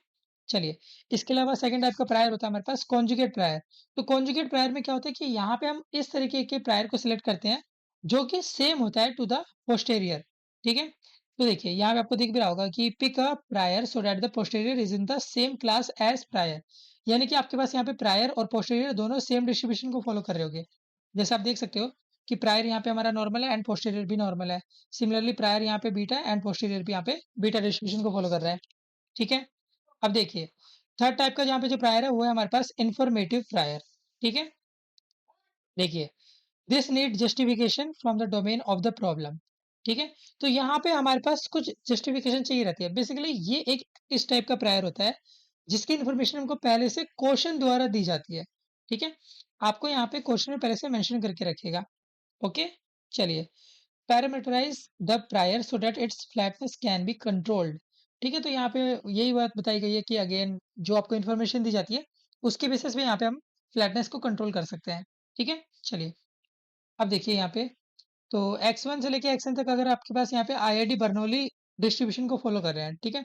आपके पास यहाँ पे आईआईडी सैंपल है, जो कि बर्नौली डिस्ट्रीब्यूशन को फॉलो कर रहे हैं, ठीक है? ये बर्नौली वाला केस हो गया। तो यहाँ पे हमारा जो प्रायर है, वो एक यूनिफॉर्म डिस्ट्रीब्यूशन को फॉलो कर रहा है, ठीक है? ओके, तो यहाँ पे आपका जो प्रायर पी है वो एक यूनिफॉर्म डिस्ट्रीब्यूशन को फॉलो कर रहा है। यहाँ पे आपके पास सैंपल जो है वो x1 से लेके xn तक है, ठीक है? अब यहाँ पे आप जो पोस्टीरियर सिलेक्ट कर रहे हो, वो आप कॉन्टिन्यूअस पोस्टीरियर को सिलेक्ट कर रहे हो, ठीक है? तो देखिए, अगर आपको पोस्टीरियर के बारे में जानना होगा तो सिंपली आपको क्या करना पड़ेगा, आपको देखना पड़ेगा ये फॉर्मूला। तो आपको पता होना चाहिए कि जो पोस्टीरियर होता है वो डायरेक्टली प्रोपोर्शनल होता है प्रायर टाइम्स लाइक्लीहुड, ठीक है? तो ये वाली बात आपको याद रखनी है, ठीक है? अगर आपको ये वाला पॉइंट याद है तो आप सारे टाइप के क्वेश्चन कर पाओगे, ठीक है? तो देखो, जैसे अगर यहाँ पे हम पोस्टीरियर की बात करें, तो यहाँ पे हमारे जो पोस्टीरियर है वो हम बीटा वाला ले रहे हैं, ठीक है? तो देखो, अभी टेंशन मतलब ये सारे क्या होते हैं, ये सब आपको पता चल जाएगा, ओके? तो देखो, अभी तक काम की बात क्या है कि यहाँ पे इस पर्टिकुलर केस में हमारे पास जो प्रायर है, वो यूनिफॉर्म है, ओके? एंड जो पोस्टीरियर है, वो बीटा और डिस्ट्रीब्यूशन को फॉलो कर रहा है, ठीक है? तो ये वाली बात आपको जान लेनी है, ठीक है? पोस्टीरियर का फॉर्मूला क्या रहता है? Directly proportional to prior times likelihood, ठीक है? अब देखिए, जो आपकी बीटा डेंसिटी होती है वो W+1 comma n minus W+1 को फॉलो करती है। बेसिकली आपको पता है कि बीटा के अंदर यहाँ पे हमारे पास दो पैरामीटर होते हैं, एक होता है अल्फा, एक होता है बीटा, ठीक है? यहाँ पे लिखा हुआ है कि बीटा डिस्ट्रीब्यूशन आपका बीटा ए अल्फा बी से बीटा से रिप्रेजेंट करते हैं। अल्फा एंड बीटा यहाँ पे आपके पास पैरामीटर होते हैं, ठीक है? अगर आप यहाँ पे मीन की बात करोगे, यानी कि एक्सपेक्टेशन कह लो, मीन कह लो, तो ये होता है अल्फा अपॉन में अल्फा प्लस बीटा, ठीक है? बट अगर यही पोस्टीरियर वाला केस उठाओगे तो यहाँ पे 2 चीज़ें और आ जाती हैं, ठीक है? यहाँ पे आपके मीन में 2 चीज़ें और ऐड हो जाती हैं। यहाँ पे आपके पास अल्फा के साथ में W आ जाता है एंड नीचे यहाँ पे N आ जाता है, ठीक है? N का मतलब होता है total number of samples and W का मतलब होता है सक्सेस, ओके? ओके, यहाँ पे W लिखना चाहिए, एस नहीं, W। तो W का मतलब होता है सक्सेस, ओके? अभी के लिए आप इतना देख लो, अभी टेंशन मत लो, बिल्कुल अभी थोड़ा-थोड़ा जानते हुए चलो, जब हम क्वेश्चन पे आएँगे तब आपको बेटर क्लैरिटी मिलेगी, ठीक है? अगर मैं आपको कहूँ कि इस पेज पे आपको सबसे ज़्यादा इंपॉर्टेंट क्या है, तो ये जो ब्लू में लिखा हुआ है ना, posterior is directly proportional to prior times likelihood, ये है बीटा डिस्ट्रीब्यूशन का ये वाला फॉर्मूला है, ठीक है? कि मीन का फॉर्मूला होता है अल्फा अपॉन में अल्फा प्लस बीटा एंड ये वाला फॉर्मूला भी, ठीक है? ये वाला देखो पोस्टीरियर के केस में है, ओके? ये वाला प्रायर के केस में है एंड ये वाला पोस्टीरियर के केस में है, ठीक है? आपको ये वाला फॉर्मूला याद रखना है, ठीक है? ऑल्दो ये आपको गिवन भी रहता है आपके एग्जाम में, बट स्टिल आपको थोड़ा-सा माइंड में रखना पड़ेगा, ठीक है? चलिए आगे बढ़ते हैं। अब यहाँ पे कुछ ऑब्जर्वेशन जो हमें बीटा प्रायर के लिए याद रखनी है, वो ये है कि आपका जो अल्फा एंड बीटा होता है, ये हमेशा पॉजिटिव होता है, ठीक है? यानी कि या तो 0 के इक्विवेलेंट होगा या तो 0 से बड़ा होगा। इसका पीडीएफ आपको पता होना चाहिए कि पी की पावर है, पी यहाँ पे सक्सेस का डिनोट करता है, ठीक है? पी आपको सक्सेस डिनोट करता है, ठीक है? तो पी की पावर में alpha minus 1 times 1 minus P की पावर में बीटा माइनस 1, ये आपका पीडीएफ होता है, बेसिकली ये फॉर्मूला होता है आपका, ठीक है? तो ये आपको पता होना चाहिए। चलिए, अब देखिए, अगर आप यहाँ पे फ्लैट प्रायर की बात करोगे तो अल्फा और बीटा दोनों की वैल्यू अगर 1 होगी, तो आपका यहाँ पे फ्लैट प्रायर होगा, ठीक है? यहाँ पे आपकी जो वैल्यू होगी वो काफ़ी ज़्यादा क्लोज़ होगी आपके मैक्सिमम लाइक्लीहुड के। क्या इक्विवेलेंट होगी? नहीं, बट बहुत ज़्यादा क्लोज़ वैल्यू आने वाली है, ओके? वहीं अगर आपका अल्फा और बीटा अगर इक्वल टू 0 आता है, तो इस पर्टिकुलर केस में आपके पास यहाँ पे जो एस्टीमेट है, वो मैक्सिमम लाइक्लीहुड पे लाई करेगा, ओके? तो ये आपको पता होना चाहिए कि अगर आपको मैक्सिमम लाइक्लीहुड के एकदम इक्वली चाहिए, तो आपको यहाँ पे अल्फा बीटा को 0 लेना होगा, ओके? वही अगर आपका अल्फा और बीटा आपस में इक्विवेलेंट है तो आप कह सकते हो कि ये आपका सिमेट्रिक प्रायर है, ठीक है? तो ये जस्ट 3 अलग-अलग केस हो गए कि अल्फा बीटा अगर 1 हुआ तो फ्लैट प्रायर होगा, अल्फा बीटा अगर 0 हुआ तो मैक्सिमम लाइक्लीहुड ये हिट करेगा। अल्फा और बीटा आपस में इक्विवेलेंट हुए तो ये आपका सिमेट्रिक प्रायर है, ठीक है? इसके अलावा आप चाहो तो अल्फा और बीटा को यहाँ पे n पे भी डिपेंड करा सकते हो, n का मतलब नंबर ऑफ सैंपल, ठीक है? जैसे यहाँ पे आपको एक बताया गया है कि रूट n बाई 2 है, क्या हमेशा रूट n बाई 2 के इक्वल होगा? नहीं, बट ये आपको जस्ट एक एग्जांपल बताया गया है कि हाँ, ये n पे भी डिपेंड कर सकता है। n क्या होता है? नंबर ऑफ सैंपल, ठीक है? चलिए, अब यहाँ पे एक नॉर्मल वाला केस है, इसको भी देख लेते हैं, ठीक है? तो देखिए, मान लीजिए आपके पास x1 से लेके xn तक यहाँ पे आईआईटी सैंपल्स हैं, जो कि एक नॉर्मल डिस्ट्रीब्यूशन को फॉलो कर रहे हैं। यहाँ पे जो m लिखा हुआ है ना, ये आपका मीन है, ठीक है? मीन। एंड ये आपका वेरिएंस है, ठीक है? अभी इस पर्टिकुलर केस में यहाँ पे हम मान के चल रहे हैं कि जो प्रायर होगा, वो एक नॉर्मल डिस्ट्रीब्यूशन को फॉलो करेगा, ठीक है? तो देखो नॉर्मल डिस्ट्रीब्यूशन मतलब ये जो म्यू नॉट है, ये हमने मान लिया कि प्रायर के केस में आपका ये मीन है एंड ये जो सिग्मा नॉट स्क्वायर लिखा हुआ है, ये आपका वेरिएंस है इन नॉर्मल, ठीक है? जब आपका यहाँ पे प्रायर वाला केस है तो, ओके? बाकी आपको यहाँ पे इसका पीडीएफ फॉर्मेट तो पता ही होगा कि 1 अपॉन में root 2 pi sigma naught e to the power minus half mu minus mu naught upon में सिग्मा नॉट का स्क्वायर, ठीक है? तो ये वाली बात आपको पता होनी चाहिए, ठीक है? ये डायरेक्ट फॉर्मूला है कि आपको याद करके रखना पड़ेगा? नहीं, ये आपको गिवन रहेगा, मेंशन रहेगा, ठीक है? ओके, चलिए, ओके, चलिए। अब आपके पास यहाँ पे सैंपल जो है वो x1 से लेके xn तक है। आप चाहो तो इसका मीन निकाल सकते हो। मीन निकालना आपको आता ही है कि सबको ऐड कर दो अपॉन में टोटल नंबर ऑफ ऑब्जर्वेशन, ठीक है? Basically sum of observation upon total observation, ठीक है? बहुत अच्छे। अब यहाँ पे बात करते हैं पोस्टीरियर की। तो यहाँ पे पोस्टीरियर जो है वो हम नॉर्मल डिस्ट्रीब्यूशन लेके चल रहे हैं, ठीक है? तो यहाँ पे एक पोस्टीरियर का स्पेसिफिक फॉर्मूला होता है जो आपको पता होना चाहिए, ठीक है? अब ये फॉर्मूला आपको आपके माइंड में एकदम अच्छे से बैठा हुआ होना चाहिए। ये वाला याद रखना है आपको, ठीक है? तो देखो एक तरीके से क्या लिखा हुआ है, ये आपका पोस्टीरियर मीन का पोस्टीरियर का फॉर्मूला है, ठीक है? नॉर्मल डिस्ट्रीब्यूशन में पोस्टीरियर मीन, ठीक है? तो ये आपका हो जाता है एक्स नॉट, ठीक है? ये एक्स बार जो है बेसिकली मीन हो गया आपका, ठीक है? एंड सिग्मा नॉट का स्क्वायर अपॉन में एन सिग्मा नॉट का square plus sigma square plus mu not sigma square upon में एन सिग्मा नॉट का स्क्वायर प्लस सिग्मा स्क्वायर, ठीक है? तो आपको दिख रहा है कि यहाँ पे डिनोमिनेटर तो सेम है, यहाँ पे जो भी चेंज आ रहा है वो ऊपर आ रहा है, ठीक है? ओके, तो यहाँ पे न्यूमरेटर में चेंजेस है, डिनोमिनेटर में नहीं है। अब तो देखिए, अगर हम बात करें ऑब्जर्वेशन फॉर नॉर्मल प्रायर, तो इसको एक बार देख लेते हैं। तो अगर आपका जो प्रायर है वो नॉर्मल होगा, ठीक है? नॉर्मल डिस्ट्रीब्यूशन को फॉलो करेगा, तो पहली बात तो आपको यहाँ पे म्यू नॉट और सिग्मा नॉट के बारे में पता होना चाहिए। क्वेश्चन मेंशन करके रखिएगा, ठीक है? आपको इसके बारे में नहीं सोचना है, ठीक है? अब देखो, prior is updated using data to get posterior, ठीक है? तो आपको यहाँ पे प्रायर को लगातार अपडेट करना होगा ताकि आप पोस्टेरियर तक रीच कर सको, ठीक है? अगर आपका जो सैंपल है वो बहुत बड़ा होगा, तो यहाँ पे आपकी जो पोस्टेरियर वाली वैल्यू होगी वो सैंपल मीन के इक्विवेलेंट हो जाएगी, ओके? तो ये कुछ आप कह सकते हो कि स्टेटमेंट बेस्ड ऑप्शंस है, स्टेटमेंट बेस्ड डेटा है टू बी प्रिसाइज, ठीक है? ये आप कैसे एक स्टेटमेंट बेस्ड डेटा है जो आपको पता होना चाहिए, ठीक है? तो ये 5 पॉइंट है, आप इन पांचों पॉइंट को अच्छे से दिमाग में रख सकते हो, ठीक है? तो पहले तो ये जस्ट आपको बताया गया कि हाँ, ये नॉर्मल डिस्ट्रीब्यूशन फॉलो कर रहे हैं यहाँ पे इस केस में प्रायर, और जो प्रायर होता है वो अपडेट होता रहता है लगातार, जैसे जैसे आपको पाना होता है पोस्टीरियर को, ठीक है? यानी कि आपको पोस्टीरियर तक अगर पहुंचना है तो लगातार आपको प्रायर को अपडेट करना होगा, ओके? थर्ड पॉइंट ये है कि जैसे-जैसे आपका सैंपल बड़ा होता जाएगा वैसे-वैसे आपकी जो पोस्टीरियर की वैल्यू होगी वो सैंपल मीन के करीब आती जाएगी, ठीक है? चलिए, अगर आपका जो सैंपल है वो बहुत छोटा है तो यहाँ पे आपका जो प्रायर होगा वो बहुत ज़्यादा कंट्रीब्यूट करता है सिग्निफिकेंटली टू द एस्टीमेट, ठीक है? एस्टीमेट में इसका अच्छा खासा रोल होता है, ओके? चलिए, if variance of the prior is large compare to the variance of sample, prior tend to be flat और अनइन्फॉर्मेटिव, ठीक है? तो यहाँ पे आपको अलग-अलग केस बता दिए गए कि जब आपका एन बड़ा होगा तो पोस्टीरियर सैंपल मीन के करीब जाएगा। जब आपका एन स्मॉल होगा तो भी यहाँ पे प्रायर की जो वैल्यू होगी उसका यहाँ पे सिग्निफिकेंट रोल होगा to finding the estimate, okay? वहीं अगर आपका जो वेरिएंस होगा प्रायर का वो काफी ज्यादा बड़ा होगा to the variance of sample, इस पर्टिकुलर केस में आपका जो प्रायर होगा वो फ्लैट और अनइन्फॉर्मेटिव होगा, ठीक है? तो ये आपके पास रिटर्न डेटा है, फैक्चुअल डेटा के रूप में आप इसको याद रख सकते हो, ठीक है? चलिए, अब आते हैं क्वेश्चंस पे, ठीक है? क्योंकि सबसे इंपॉर्टेंट तो यही है कि आपको क्वेश्चन बनाने आने चाहिए कि क्वेश्चन को सॉल्व कैसे करते हैं, ठीक है? तो चलिए स्टार्ट करते हैं। तो पहले क्वेश्चन में आपको यहाँ पे बोला गया है कि आपके पास यहाँ पे आईआईटी सैंपल है एंड ये डेटा आपके पास है, ठीक है? ये आपके पास बर्नौली डिस्ट्रीब्यूशन को फॉलो कर रहे हैं। अगर प्रायर जो है वो यूनिफॉर्म डिस्ट्रीब्यूशन को फॉलो करता है तो यहाँ पे पोस्टीरियर फाइंड करो पी के लिए। Okay fine. तो देखो आपको यहाँ पे बोला क्या गया है कि जो आपका पी है यानी कि जो आपका प्रायर है वो यूनिफॉर्म डिस्ट्रीब्यूशन फॉलो करता है 0 से 1 तक। ओके, बहुत अच्छे। अब आपको पोस्टीरियर निकालना है, तो पोस्टीरियर का तो मैंने आपको एक ही फॉर्मूला याद करवाया था कि जो पोस्टीरियर होता है वो डायरेक्टली प्रोपोर्शनल होता है प्रायर टाइम्स लाइक्लीहुड, राइट। ये फॉर्मूला आपको याद रखना है।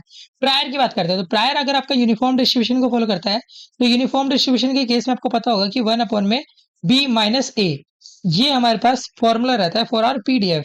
ठीक है, तो अगर हम यहाँ पे वैल्यू रख दें तो देखो 1 अपॉन में बी माइनस ए है तो 1 - 0 करेंगे तो ये 1 ही आएगा। ठीक है, तो आप इसको याद भी रख सकते हो कि जब भी आपके पास यूनिफॉर्म डिस्ट्रीब्यूशन होगा तो उस पर्टिकुलर केस में आपके पास जो प्रायर होगा उसकी वैल्यू ऑटोमेटिकली 1 हो जाएगी। ओके, तो देखो posterior directly proportional to 1 times likelihood. Okay, likelihood, बहुत अच्छे। अब देखो लाइक्लीहुड जो है वो बर्नौली डिस्ट्रीब्यूशन फॉलो कर रहा है। ठीक है, ओके, बर्नौली डिस्ट्रीब्यूशन है। बर्नौली में आपको पता है कि या तो सक्सेस मिलती है या तो फेलियर मिलता है। ठीक है, तो यहाँ पे अगर हम सक्सेस मान लेते हैं 1 को, ठीक है, तो पी आपका यहाँ पे कितना आएगा, तो देख लेते हैं 1 2 3 4 5 6, तो 6 बार आपके पास यहाँ पे पी आया है। ठीक है, पी मतलब सक्सेस मिली आपको 1 आया है। ओके, 1 - पी की बात करें यानी कि आपके फेलियर की बात करें तो ये कितनी बार हो गई, 0 कितनी बार आया, 1 2 3 4, 4 बार आया है। ठीक है, यानी कि आपके पास टोटल सैंपल कितने हो गए, 6 + 4 यानी कि 10। ठीक है, यानी कि जो आपका डेटा है उसमें एन आपके पास 10 है। ओके, बहुत अच्छे। अब लाइक्लीहुड की बात करते हैं तो लाइक्लीहुड आपको पता है कि यहाँ पे बेसिकली प्रोडक्ट होता है आपके अलग अलग डेटा का, सक्सेस रेट का। ठीक है, तो यहाँ पे देखो पी की पावर हो जाएगी 6 टाइम्स 1 - पी की पावर 4। ओके, तो ये आपके पास आ चुका है एक पोस्टेरियर डेटा। ठीक है, कि जो आपका पोस्टेरियर है वो डायरेक्टली प्रोपोर्शनल है p⁻6 टाइम्स 1 - p⁻4। ओके, अब आपको ऑप्शन में बताएगा कि ये डिस्ट्रीब्यूशन को फॉलो कर रहा है। ठीक है, फाइन। तो यहाँ पे आपका जो पोस्टेरियर है वो बीटा डिस्ट्रीब्यूशन को फॉलो कर रहा है। लाइक्लीहुड आपका यहाँ पे बर्नौली को फॉलो कर रहा था, प्रायर आपका यूनिफॉर्म को कर रहा था, एंड जो पोस्टेरियर है वो बीटा को कर रहा है। ठीक है, तो बीटा में आपको पता है कि अल्फा कॉमा बीटा इस तरीके से लिखा रहता है, ये दोनों आपके पैरामीटर होते हैं। ठीक है, अब अगर आपको कभी भी कंपेयर करना होगा ना तो आप कैसे करोगे, आपको ये करना होगा कि अल्फा के लिए आप क्या करोगे, अल्फा आपका इक्विवेलेंट होता है जो भी आपके पास पी की पावर लिखी हुई है उसमें आप एक ऐड कर दो। ठीक है, बीटा वाले केस में बता रहा हूँ मैं आपको। ठीक है, तो जो भी यहाँ पे पी की पावर में लिखा हुआ है आप इसमें एक ऐड कर दो। अगर आपको बीटा चाहिए, ओ सॉरी मैंने उल्टा बोल दिया, मतलब बीटा वाले केस में अगर आपको अल्फा चाहिए होता है तो आप यहाँ पे पी की पावर में जो भी लिखा होगा आप इसमें 1 ऐड कर दोगे। ओके, वही बीटा डिस्ट्रीब्यूशन में अगर आपको बीटा पैरामीटर की वैल्यू चाहिए तो आप यहाँ पे 1 - पी की पावर जो भी है उसमें एक ऐड कर दो, तो 4 + 1 हो जाएगा, तो ये 7 हो जाएगा, ये 5 हो जाएगा। यानी कि आपका जो ओवरऑल आंसर आएगा वो आ जाएगा 7,5। ठीक है, तो ये आपका सी ऑप्शन करेक्ट हो जाएगा। तो इस तरीके से आपको सॉल्व करना था। ओके, अब पोस्टीरियर मीन की बात करते हैं तो बीटा डिस्ट्रीब्यूशन में आपको याद रखना है कि फॉर्मूला होता है अल्फा अपॉन में अल्फा प्लस बीटा। ओके, ये आपको मैंने बताया हुआ है। ठीक है, तो आपको इसको ही फॉलो करना है। ठीक है, तो ये आपका पोस्टीरियर मीन का फॉर्मूला हो जाएगा फॉर योर बीटा केस। ठीक है, ये अभी हमने यहाँ पे डिस्कस भी किया था पहले। ठीक है, देखो ये रहा, देखो ये रहा। ठीक है, मीन वाले केस में अल्फा अपॉन में अल्फा प्लस बीटा। ठीक है, अच्छा यहाँ पे मैंने कंडीशन लगा दी थी ये पोस्टीरियर और प्रायर वाली, आप इसको डाल लेना क्योंकि ये कई फैक्टर्स पे डिपेंड करती है। ठीक है, तो इसको आप यहाँ पे रिमूव कर सकते हो। 100% सर्टेन केस नहीं है। ठीक है, ये तो मैंने यहाँ पे जो एग्जांपल था उस केस के लिए बता दिया था। बट अगर आप इन जनरल देखोगे तो अगर आपको यहाँ पे सैंपल का डेटा वगैरह दिया जाएगा तो आप यहाँ पे WN ये सब डेटा का यूज करोगे। अगर नहीं दिया जाएगा तो आप सिंपली यहाँ पे अल्फा अपन में अल्फा प्लस बीटा का यूज कर सकते हो। ओके, चलिए, तो यहाँ पे तो आपको अल्फा अपन में अल्फा प्लस बीटा का यूज करना है। तो देखो 7 अपॉन में 7 + 5, तो ये हो जाएगा 7/12। ठीक है, तो ये आपका फाइनल आंसर हो जाएगा। आप इसको चाहो तो यहाँ पे डिवाइड करके जो भी वैल्यू आएगी उसको लिख सकते हो। ठीक है, चलिए आगे बढ़ते हैं, थर्ड क्वेश्चन पे आते हैं। तो थर्ड क्वेश्चन में आपको यहाँ पे बोला गया है कि डेटा आई थिंक सेम ही है। ठीक है, तो एक बार मैच कर लेते हैं, सेम डेटा है। हाँ जी, सेम डेटा है, तो बर्नौली डिस्ट्रीब्यूशन ही फॉलो कर रहा है। ठीक है, आपका इस बार प्रायर जो है वो बीटा डिस्ट्रीब्यूशन है। ठीक है, तो देखो अगेन यहाँ पे डेटा सेम है हमारे पास। तो देखो एन आपके पास 10 था। ठीक है, नंबर ऑफ 1 जो आ रहे थे वो आपके पास यहाँ पे 6 थे। ठीक है, ओके, तो देखो अब यहाँ पे एक बार देख लेते हैं। तो देखो आपके पास जो पी है वो 6 था। ठीक है, ओके, अच्छा इसको एक काम करते हैं, पूरा ही लिख लेते हैं। तो देखो, नंबर ऑफ वन जो आ रहे हैं आपके पास, वो 6 आ रहे हैं। नंबर ऑफ ज़ीरोज़ जो आ रहे हैं आपके पास, वो 4 आ रहे हैं। फाइन, ठीक है, बहुत अच्छे। अब अगर आपको यहाँ पे बीटा डिस्ट्रीब्यूशन के रूप में बताना है कि पोस्टीरियर क्या आएगा एंड आपके पास प्रायर भी बीटा ही है, तो देखो आपको पता है ये जो अल्फा होता है एंड ये जो बाद वाला होता है ये बीटा होता है, राइट? ओके, ये आपको गिवन है, गिवन। अब अगर यहाँ पे पोस्टीरियर बीटा की बात करें, ठीक है, अगर हम यहाँ पे पोस्टीरियर बीटा की बात करें, तो ये हमारा हो जाएगा, आपको ये डायरेक्ट फॉर्मूला मैं बता रहा हूँ, ठीक है। देखो, alpha plus W comma beta plus N minus W, ये फॉर्मूला आपका हो जाता है, ठीक है। बेसिकली डिस्ट्रीब्यूशन में ये फर्क आता है, ठीक है। तो आपको यहाँ पे पोस्टीरियर में यही अंतर आता है, ठीक है। आपको इसका ही यूज करना पड़ेगा। बेसिकली इसी फॉर्मूले से हमारा ये वाला भी डिराइव होता है, अल्फा फॉर्म में, अल्फा प्लस बीटा में, जो हम यहाँ पे लाइक प्लस में डब्ल्यू एन, यहाँ पे नीचे प्लस में एन कर रहे थे ना, वो भी इसी से ही डिराइव हुआ था, ठीक है। तो आप देख सकते हो। चलो, अब आगे देखते हैं यहाँ पे, ठीक है। तो देखो, अगर हम यहाँ पे वैल्यू डाल दें इनमें, तो कितना आएगा? तो देखो, अल्फा की वैल्यू आपके पास यहाँ पे हाफ है, तो आप यहाँ पे 0.5 बोल सकते हो। डब्ल्यू, डब्ल्यू का मतलब यहाँ पे हम सक्सेस मान के चल रहे हैं, ठीक है। डब्ल्यू का मतलब सक्सेस है, तो सक्सेस आपको 6 बार मिली है, तो आपने यहाँ पे 6 लिख दोगे। कॉमा बीटा, बीटा की वैल्यू अगेन आपके पास हाफ है, तो 0.5 प्लस एन, एन आपके पास टोटल 10 थे, माइनस में डब्ल्यू, डब्ल्यू अगेन यहाँ पे सक्सेस है, तो ये आपका 6 हो जाएगा, ठीक है। तो ये आपका हो जाएगा 6.5 कॉमा 0.5 प्लस 10 आप करोगे, तो ये आपका 10.5 हो जाएगा। 10.5 में से 6 जाएंगे, तो 4.5 हो जाएगा, ठीक है। तो इसके अकॉर्डिंग आपका यहाँ पे बी ऑप्शन करेक्ट होगा।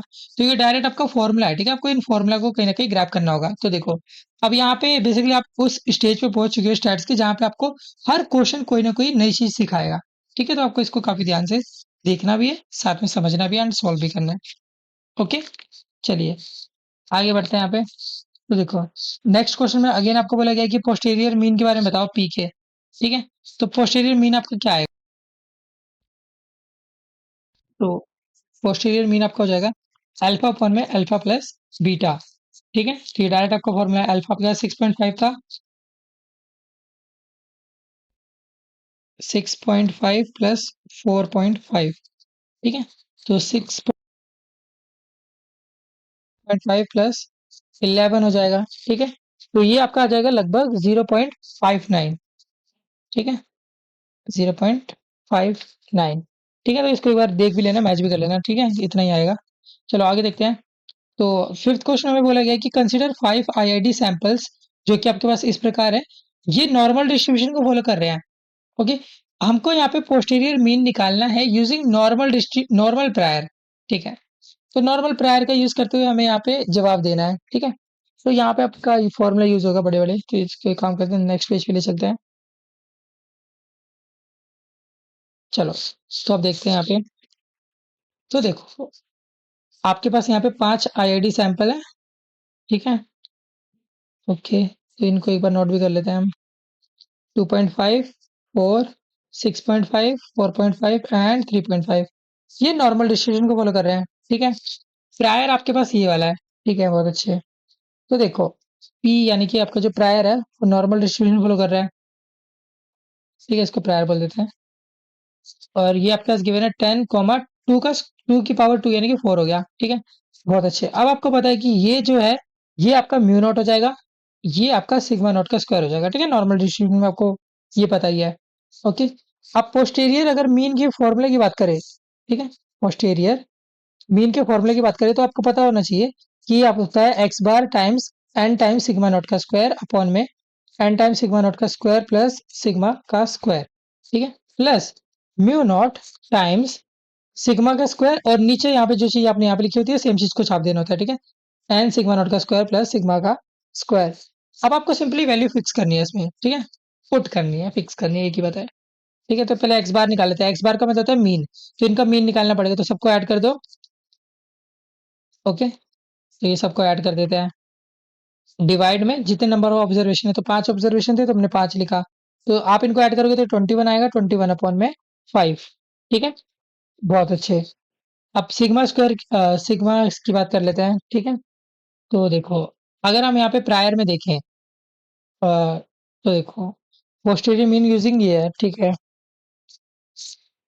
ओके, अब ये जो हमें यहाँ पे वैल्यूज फिल करनी है उसको एक बार देख लेते हैं। तो देखो एन आपके पास क्लियर है कि 5 होगा।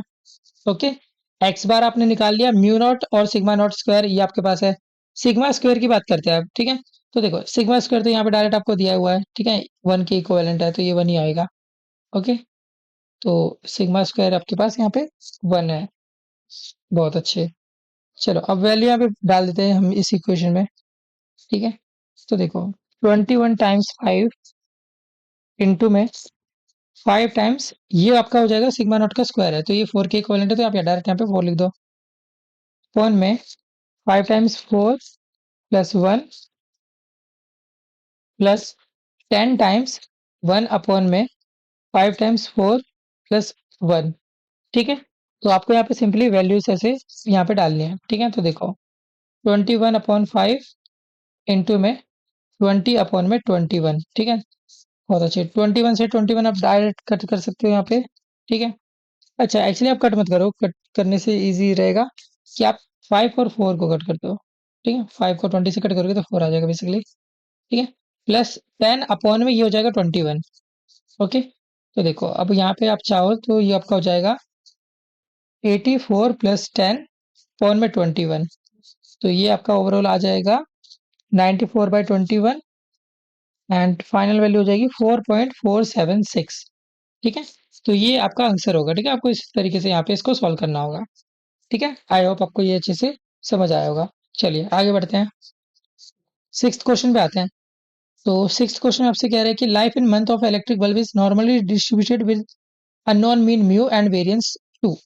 ओके, तो वेरिएंस यानी कि सिग्मा स्क्वायर आपको यहाँ पे 2 बोल दिया गया है एंड मीन कर में आपको आइडिया नहीं है। ओके, और आपके पास ये डेटा हो गया, ठीक है। तो मीन तो चलो हम इसको डायरेक्ट कैलकुलेट कर सकते हैं यहाँ पे एक्स बार से, आप इन सबको ऐड कर दो।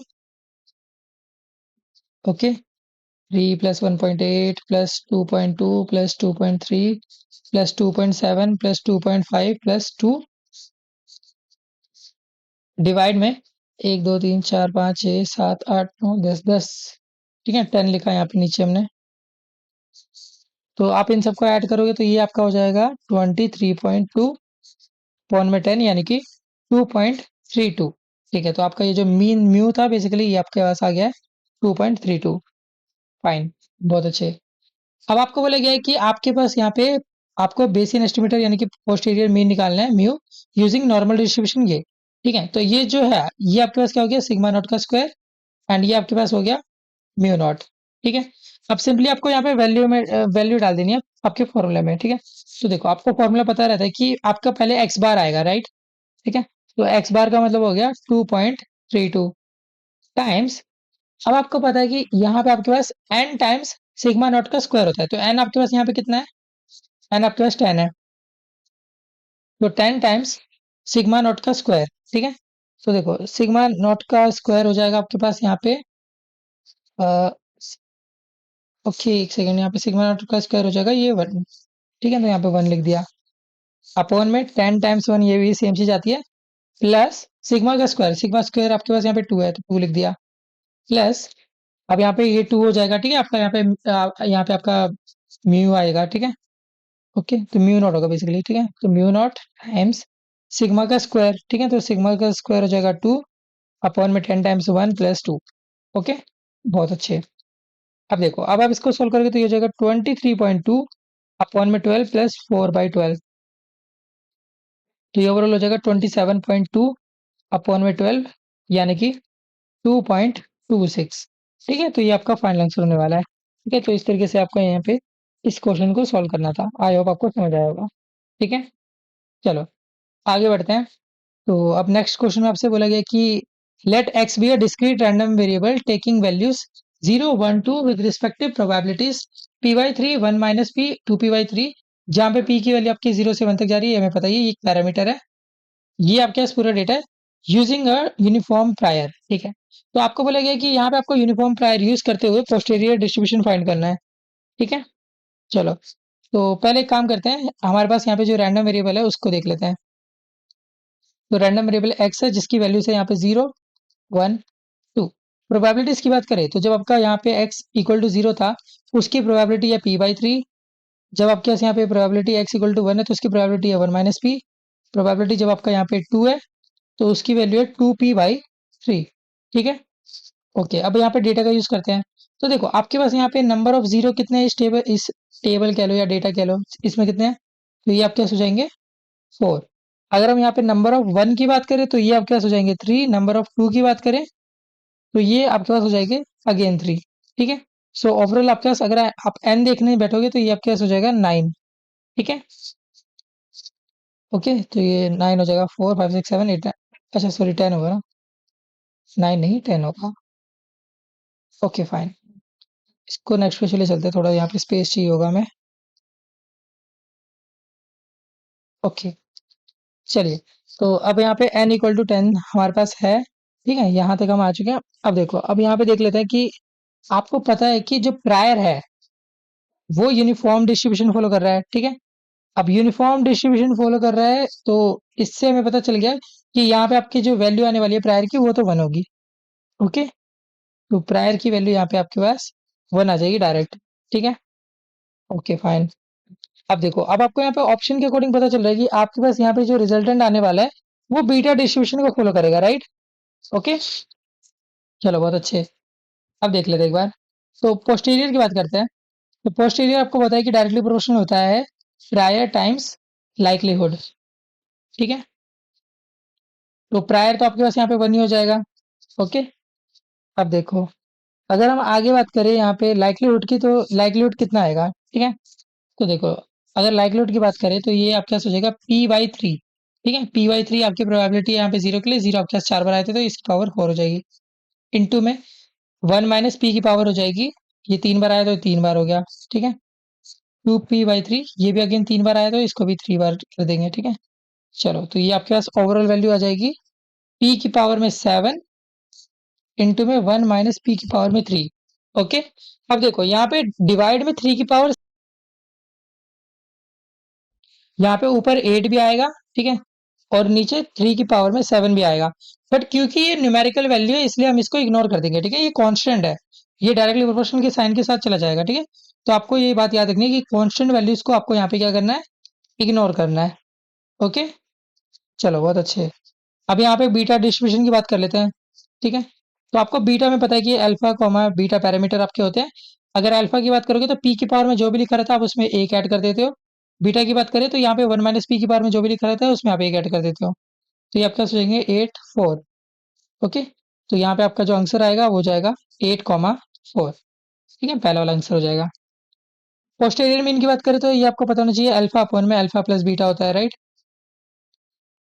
अल्फा अपॉन में अल्फा प्लस बीटा होता है, इसको मैं ढंग से लिख देता हूँ, अल्फा अपॉन में अल्फा प्लस बीटा। ठीक है, अब यहाँ पे वैल्यूज की बात कर लेते हैं। तो 8 अपॉन में 8 प्लस 4 यानी कि 8/12 हो जाएगा, यानी कि 0.66। तो ये आपका आंसर आने वाला है। ठीक है, थर्ड क्वेश्चन की बात करते हैं। तो यहाँ पे x1 से लेके x5 तक आपका यहाँ पे आईआईडी सैंपल है जो कि ज्योमेट्रिक डिस्ट्रीब्यूशन फॉलो कर रहा है। इस बार सैंपल आपके पास ये रहा। अगर आपको यहाँ पे पोस्टीरियर मीन निकालना है यूजिंग यूनिफॉर्म प्रायर। ठीक है, यूनिफॉर्म प्रायर का मतलब प्रायर की वैल्यू डायरेक्ट आपकी 1 हो जाएगी। ओके, चलो बहुत अच्छी बात है। नेक्स्ट पेज पे चलते हैं। तो देखिए, यहाँ पे एक बार देख लेते हैं। तो आपके पास जो डेटा है वो है 2 4 5 1 3। ठीक है, बहुत अच्छे। अब प्रायर तो आपका 1 है, पोस्टीरियर आपको क्या देखना है। ठीक है, तो पोस्टीरियर आप जानते हो ये डायरेक्टली प्रोपोर्शनल होता है प्रायर टाइम्स लाइक्लीहुड। ओके, अब यहाँ पे प्रायर तो चलो 1 है तो ये सीधे सीधे आपका लाइक्लीहुड आ जाएगा। ठीक है, चलो, तो ये आपका लाइक्लीहुड आ गया। अब के अब देखो, ज्योमेट्रिक डिस्ट्रीब्यूशन में आपको पता है कि जब आपका probability x equal to X होता है तो इसका फॉर्मूला बनता है, इसका जो पीडीएफ खुलता है वो कुछ इस प्रकार का होता है, 1 माइनस पी की पावर में x-1 टाइम्स p। ओके, तो अब आपको यहाँ पे अलग अलग डेटा के लिए सारा डेटा देखना पड़ेगा। ठीक है, तो देखो, प्रोबेबिलिटी एक्स की वैल्यू जब आपके पास यहाँ पे 2 थी तो ये हो जाएगा 1 माइनस पी की पावर में 2-1 टाइम्स p। ओके, similarly probability x equal to जब आपके पास 4 थी तो ये हो जाएगा 1 माइनस पी की पावर में 4-1 टाइम्स p। सेम काम आप 5 के लिए करोगे। ठीक है, 1 माइनस पी की पावर में 5-1 टाइम्स p। सेम काम आप 1 के लिए करोगे, 1 माइनस पी की पावर में 1-1 times p। Probability x equal to 3 देखोगे तो ये हो जाएगा 1 माइनस पी की पावर में 3-1 टाइम्स p। ठीक है। सो ओवरऑल अगर आप इन सबको मल्टीप्लाई करोगे, ठीक है, लाइक्लीहुड का मतलब होता है बेसिकली जो भी आपके पास यहाँ पे प्रोबेबिलिटीज की वैल्यू होती है, आपको उन्हें मल्टीप्लाई करके दिखाना होता है, प्रोडक्ट के फॉर्म में दिखाना होता है, ठीक है। तो ये आपका आ जाएगा, अगर आप इन सबको आपस में मल्टीप्लाई करोगे, ठीक है, लाइक्लीहुड के लिए आपको करना क्या होगा, इन सबको आपस में मल्टीप्लाई करना पड़ेगा। ओके, तो देखो ये आपका आ जाएगा। ओके, इसको एक बार देख लेते हैं। तो ये आपका मल्टीप्लाई करने पे आ जाएगा पी की पावर में 5 टाइम्स 1 माइनस पी की पावर में 10। ठीक है, तो ये आपके लाइक्लीहुड की वैल्यू हो गई, पी की पावर में 5 टाइम्स 1 माइनस पी की पावर में 10। ओके, बहुत अच्छे। Okay fine. अब आपको यहाँ पे निकालना क्या है, आपको यहाँ पे निकालना है पोस्टीरियर मीन। ठीक है, तो पोस्टीरियर मीन के लिए सबसे अच्छा तरीका ये रहेगा कि आप बीटा डिस्ट्रीब्यूशन का यूज करो। तो बीटा डिस्ट्रीब्यूशन में आपको पता है कि अल्फा एंड बीटा आपके पैरामीटर होते हैं। अल्फा की बात करोगे तो यहाँ पे पी की पावर में जो भी है उसमें आप एक ऐड कर दो, एंड बीटा के केस में यहाँ पे 1 माइनस पी की पावर में जो भी है उसमें एक ऐड कर दो। तो ये आपका हो जाएगा 6, 11। ठीक है, तो बीटा डिस्ट्रीब्यूशन आपका कितना आ जाएगा, 6, 11। अब आपको यहाँ पे निकालना क्या है, पोस्टेरियर मीन। ठीक है, तो अगर आप पोस्टेरियर मीन की बात करोगे, ओके, तो ये आपका हो जाएगा अल्फा अपन में अल्फा प्लस बीटा, राइट। तो ये हो जाएगा 6 अपन में 6 + 11 यानी कि 6/17, विच इज इक्वल टू 0.352। ठीक है, तो इस तरीके से आपको इसे सॉल्व करना है। चलो आगे बढ़ते हैं, फोर्थ क्वेश्चन पे आते हैं। तो फोर्थ क्वेश्चन आपको बोला गया कि x1 से लेके xn तक आपके पास यहाँ पे NIIT सैंपल है, ज्योमेट्रिक डिस्ट्रीब्यूशन ये फॉलो कर रहे हैं, एंड आपके पास यहाँ पे जो प्रायर है वो बीटा है। ठीक है, तो इस बार हमको प्रायर बीटा बताया गया है। ठीक है, अच्छी बात है, इसको भी देख लेते हैं। इसको नेक्स्ट पेज पे ले चलते हैं।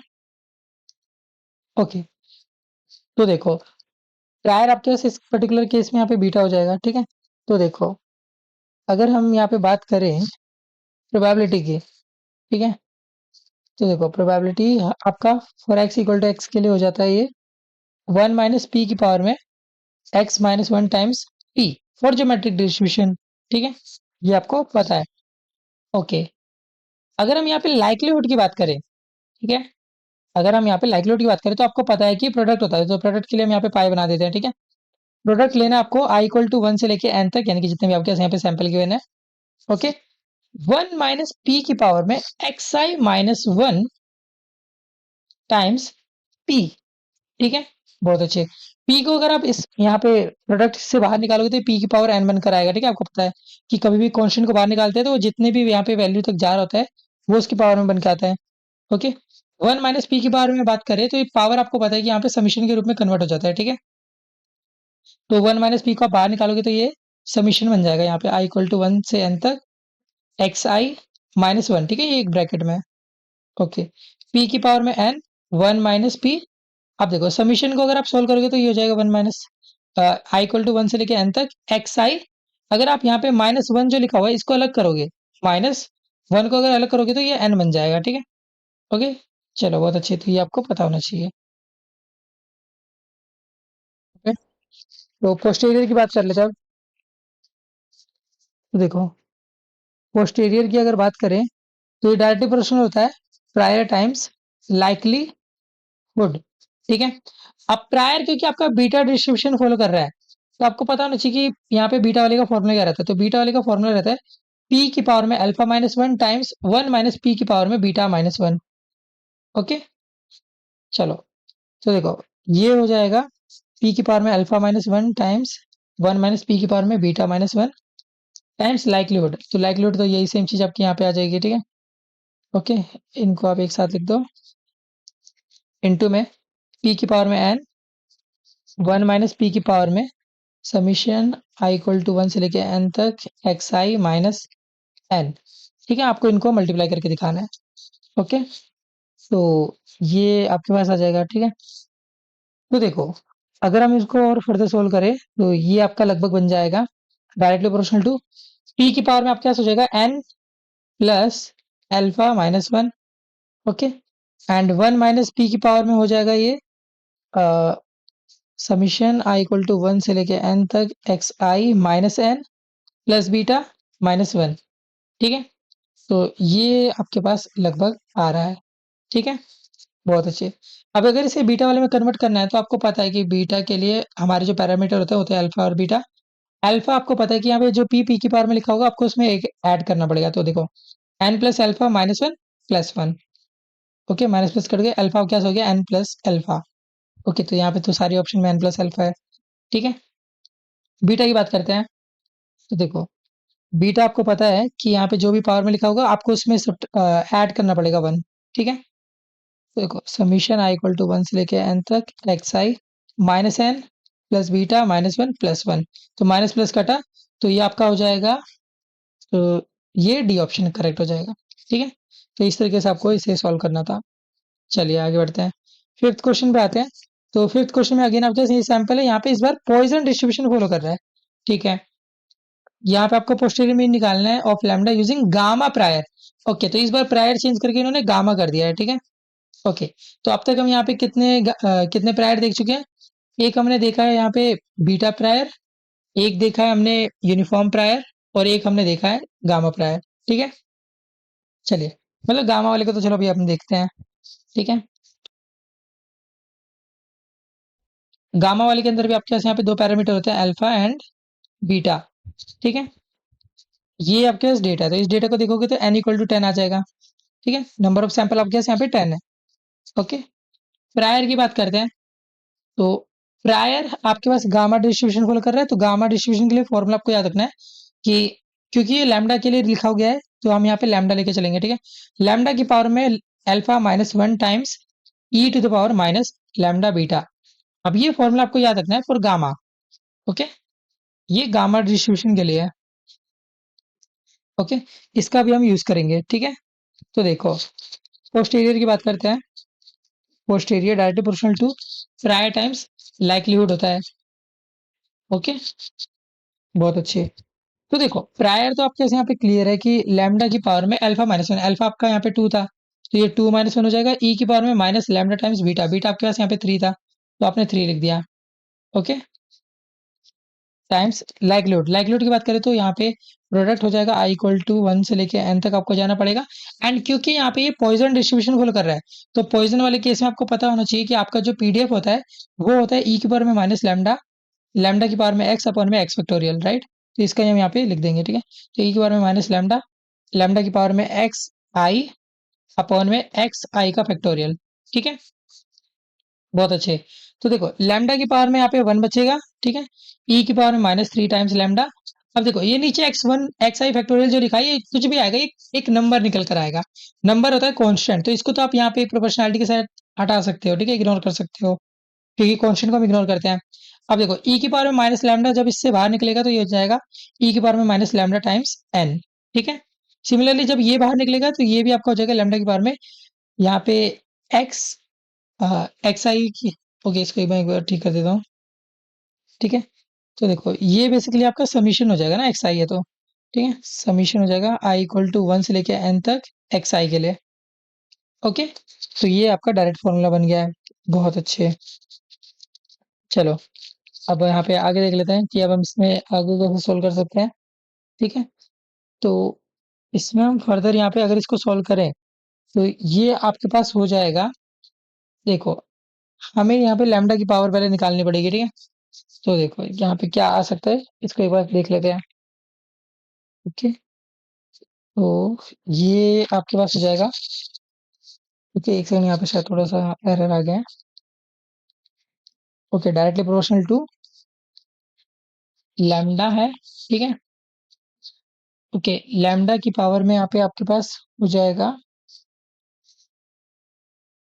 लैम्डा टाइम्स ई की पावर में माइनस लैम्डा। ठीक है, ओके, ई की पावर में माइनस। अब देखो एन की बात करें तो एन यहाँ पे एन जो है वो आपके पास 10 है। ठीक है, ओके, तो ये हो जाएगा माइनस 10 लैम्डा। ठीक है, बहुत अच्छे। अब लैम्डा की पावर में बात करें यहाँ पे एक्स आई बार की। ठीक है, इसको एक बार देख लेते हैं। ठीक है, ये जो आपका एक्स आई है जो समीशन हो रहा है, इसका मतलब आपको यहाँ पे जितने भी ये वैल्यूज है इन सबको ऐड करना पड़ेगा। तो देखो two plus three plus four plus two plus four plus five plus three plus one plus zero plus one. Okay, आप इन सबको ऐड करोगे तो ये आपके पास बनकर आएगा 25। तो ये हो जाएगा लैम्डा की पावर में 25। ओके, तो देखो लैम्डा की पावर में 25 टाइम्स लैम्डा करोगे तो लैम्डा की पावर में 26 हो जाएगा। ई की पावर में -3 टाइम्स लैम्डा था और -10 टाइम्स लैम्डा था। अब पावर्स ऐड होंगी तो ये हो जाएगा माइनस का 13 टाइम्स लैम्डा। ओके, अब देखो गामा अगर आप प्रायर यूज करो तो यहाँ पे आपका जो रिजल्टेंट होगा वो गामा के रूप में आएगा। ठीक है, तो ये आपको याद रखना है। ठीक है, कि जब भी हम यहाँ पे गामा डिस्ट्रीब्यूशन का यूज करेंगे एज प्रायर, तो हमारा जो रिजल्ट आएगा वो भी गामा में ही आएगा। ठीक है, यानी कि ये जो आपका पोस्टीरियर आया है, ये जो आपका पोस्टीरियर आया है बेसिकली डायरेक्टली प्रोपोर्शनल है। अगर हमें इसको कंपेयर करना पड़ेगा गामा से, तो गामा कैसे दिखेगा? तो देखो गामा होता है यहाँ पे लैम्डा की पावर में अल्फा -1 टाइम्स ई की पावर माइनस लैम्डा।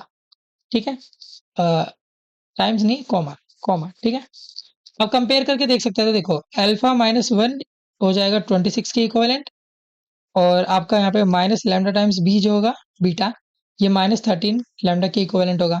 तो देखो अल्फा की वैल्यू यहाँ से निकल जाएगी 27, एंड बीटा की वैल्यू यहाँ से निकल के आ जाएगी 13।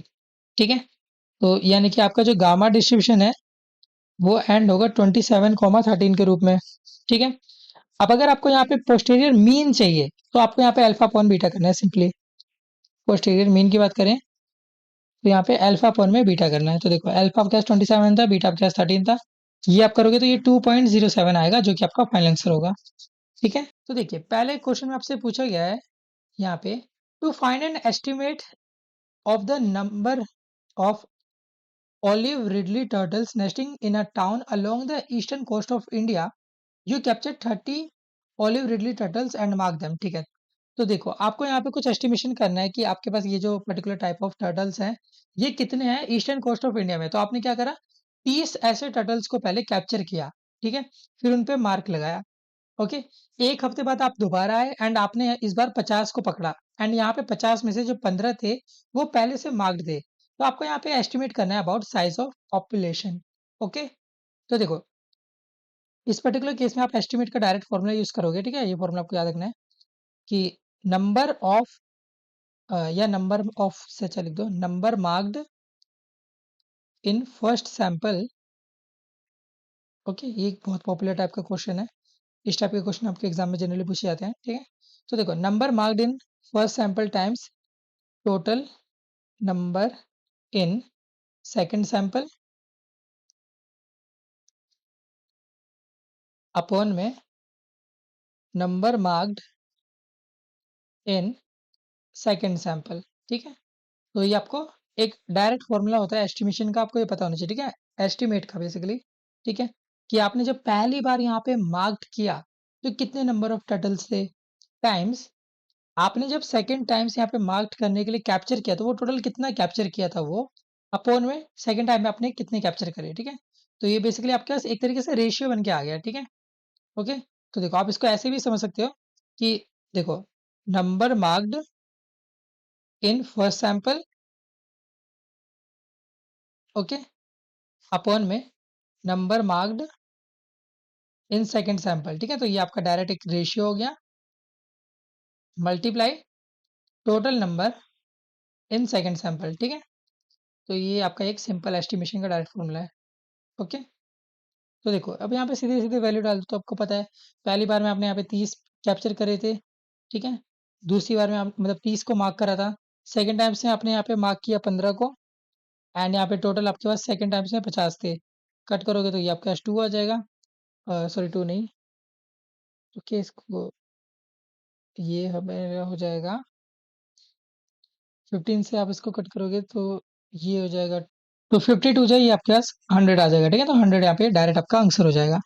ठीक है, चलिए आगे बढ़ते हैं, सेकंड क्वेश्चन पे आते हैं। तो सेकंड क्वेश्चन में आपसे कहा गया है कि यहाँ पे आपके पास है to estimate the fraction of people who support the construction of shopping mall in a city, a local newspaper conducted a poll in the city residents। ठीक है, तो यहाँ पे आपके पास एक आपको लाइक इंफॉर्मेशन दी गई है कि यहाँ पे एक शॉपिंग मॉल बनने के लिए एक सिटी में यहाँ पे बेसिकली एक पोल हुआ था कि यहाँ पे बनना चाहिए या नहीं बनना चाहिए, जो कि कंडक्ट कराया था एक लोकल न्यूज़पेपर ने।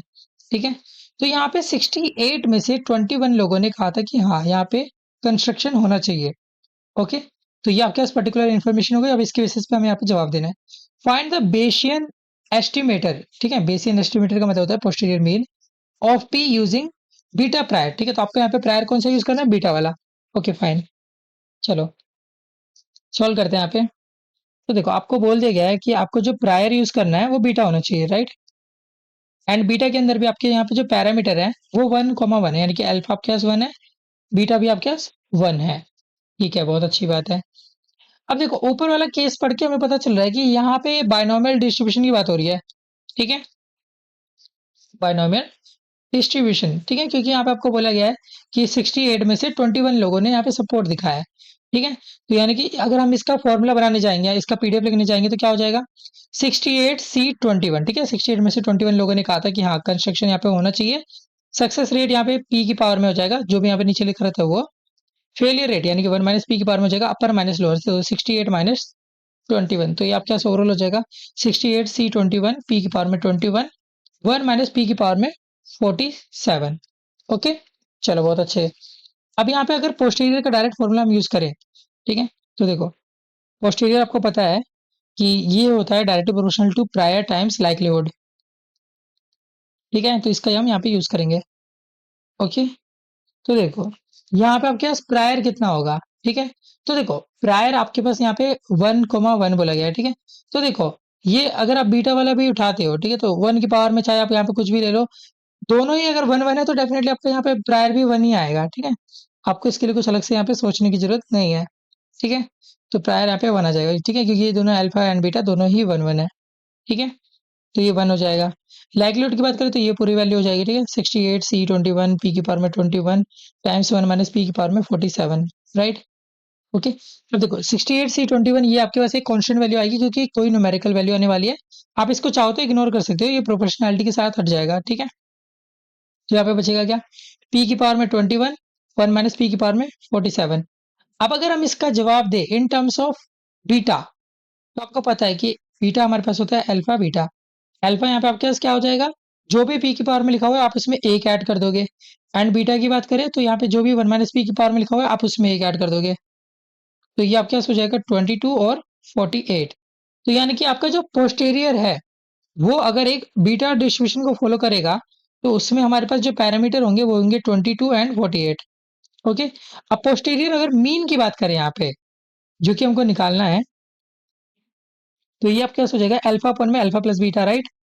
तो देखो अल्फा आपके पास यहाँ पर है 22 अपॉन में 22 प्लस 48, ठीक है, तो 22 अपॉन में 70 हो जाएगा, राइट। एंड आप इसको सॉल्व करोगे तो ये 0.31 आएगा, ठीक है, तो 0.31 आपका फाइनल आंसर होगा। इस तरीके से आपको यहाँ पे इसको सॉल्व करना था, ठीक है, चलो बहुत अच्छे, आगे बढ़ते हैं यहाँ पे। वो देखो थर्ड क्वेश्चन ये रहा, suppose one believe that the prior mean is 0.6 and prior standard deviation is 0.15, use a beta alpha beta prior that the that matches her prior belief and find the posterior mean, ठीक है, तो देखो इसको दोबारा एक बार read कर लेते हैं, ठीक है, थोड़ा सा मैंने पढ़ने में गड़बड़ कर दिया था। तो देखो आपको यहाँ पे बोला गया है कि बिलीव करो कि जो प्रायर मीन है वो 0.6 है एंड जो प्रायर स्टैंडर्ड डेविएशन है वो 0.15 है, आपको एक बीटा प्रायर यूज करना है एंड यहाँ पे पोस्टीरियर मीन को कैलकुलेट करना है, राइट। ओके फाइन, चलो इसको भी ले चलते हैं यहाँ पे आगे। तो देखिए जो गिवन है पहले आप उसको लिख लोगे, ठीक है, तो देखो अगर यहाँ पे मीन ऑफ बीटा की बात करी जाए, ठीक है, तो मीन ऑफ बीटा का आपको डायरेक्ट फॉर्मूला बताना चाहिए कि अल्फा अपॉन में अल्फा प्लस बीटा होता है। सिमिलरली आपको वेरिएंस के बारे में बताना चाहिए कि वेरिएंस ऑफ बीटा जो होता है हमारे पास वो होता है अल्फा बीटा अपॉन में अल्फा प्लस बीटा का whole square times alpha plus beta plus 1। Okay, ये आपको इक्विवेलेंट गिवन है 0.15 का स्क्वायर, ठीक है, 0.15 का स्क्वायर क्यों, क्योंकि देखो 0.15 आपका स्टैंडर्ड डेविएशन है, स्टैंडर्ड डेविएशन का स्क्वायर होता है वेरिएंस, ठीक है, मीन ऑफ बीटा भी आपका 0.6 था, चलो बहुत अच्छे। अब देखो यहाँ पे दो इक्वेशन है, दो वेरिएबल है, तो इसको सॉल्व कर सकते हो आप, ठीक है, तो फिर भी एक बार मैं यहाँ पे करके दिखा देता हूँ। तो देखो अगर हम इक्वेशन 1 की बात करें ऊपर वाली, तो ये हो जाएगा alpha equal to 0.6 times alpha plus 0.6 times beta. Okay, 0.6 alpha को अगर आप उधर भेजोगे तो ये हो जाएगा 1 माइनस 0.6 यानी कि 0.4 times alpha equal to 0.6 times beta. आप यहाँ पे कटिंग करोगे तो ये हो जाएगा alpha equal to 1.5 times beta, ठीक है, 3/2 आएगा ना, तो ये 1.5 हो गया ऑटोमेटिकली। Okay fine. अब हम चाहे तो यहाँ पे वैल्यू पुट कर सकते हैं, ठीक है। तो अल्फा की जगह हम लिख देते हैं यहाँ पे 1.5 टाइम्स बीटा अपॉन में 1.5 टाइम्स बीटा प्लस बीटा का whole square times 1.5 beta plus beta plus 1 equal to, ये आपके पास जीरो है, ठीक है। इसको 6 मत समझ लेना, ये जीरो लिखा हुआ है। ओके, 0.15 का होल स्क्वायर। Okay fine. तो देखो 1.5 टाइम्स बीटा अपॉन में 2.5 का स्क्वायर, बीटा का स्क्वायर, एंड यहाँ पे हो जाएगा 2.5 बीटा प्लस में 1 इक्वल टू 0.0225, ठीक है। तो आप चाहो तो इन दोनों को भी कट कर सकते हो, और यहाँ पे ऊपर इसको भी कट कर सकते हो, ठीक है। तो देखो ये बीटा कट हो जाएगा इससे, ठीक है। अच्छा, यहाँ पे एक और बीटा होना चाहिए ना, तो ये बीटा का स्क्वायर और बीटा का स्क्वायर डायरेक्ट कट जाएंगे, ठीक है। चलिए आगे बढ़ते हैं। तो ये आपके पास बनकर आएगा, ठीक है। देखो अगर आप 1 अपॉन में 0.015, ठीक है, यहाँ पे अगर आप 1.5 और इसको कट करोगे तो 0.015 आएगा, ठीक है। 0.015 को यहाँ पे मल्टीप्लाई करोगे 6.25, ठीक है। 6.25 कैसे आया, 2.5 का स्क्वायर होता है, ठीक है। बहुत अच्छे। ये आपका इक्वल हो जाएगा 2.5 बीटा प्लस 1 से, ठीक है। तो देखो अब आप यहाँ पे सिंपली इसको सोल्व करोगे तो बीटा की वैल्यू निकल कर आएगी 3.86, ठीक है। आप इसको पुट कर सकते हो, किसी भी इक्वेशन में पुट कर सकते हो। आप मान लो इसमें पुट करोगे तो ये हो जाएगा 1.5 टाइम्स 3.86, जो कि ऑलमोस्ट इक्विवेलेंट आएगा आपका यहाँ पे 5.8 के, ठीक है। यहाँ पे 5 लिखना चाहिए मुझे, 5.8 के लगभग आएगा, ठीक है। तो देखो आपने फाइनली यहाँ पे निकाला क्या कि आपके पास यहाँ पे जो प्रायर आ रहा है, वहां पे जो हमारे पैरामीटर्स हैं वो है 5.8 एंड 3.8। ओके, बहुत अच्छे। अब देखो अगर हम यहाँ पे पोस्टीरियर मीन की बात करें, पोस्टीरियर मीन की बात करें तो वो जनरली होता था अल्फा अपॉन में अल्फा प्लस बीटा, राइट। ये होता था, ठीक है। बट यहाँ पे हमारे पास थोड़ा सा चेंज होगा, क्यों? क्योंकि यहाँ पे हमारे पास कंडीशनिंग लगा दी गई है हमारे ऊपर, ठीक है। ओके, तो देखो अगर कंडीशनिंग लगा दी गई है तो हम कंडीशंस के अकॉर्डिंग चलेंगे, ठीक है। ये जो थर्ड वाला क्वेश्चन है ये बेसिकली ऊपर वाले का ही सब पार्ट है, ठीक है। तो ये देखो ये जो 21 वगैरह बताया था ना, तो ये इसका सब पार्ट है।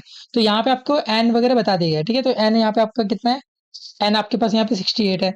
सक्सेस रेट आपके पास कितना है यहाँ पे, बेसिकली डब्ल्यू से रिप्रेजेंट करेंगे, तो ये आपके पास 21 है, ठीक है।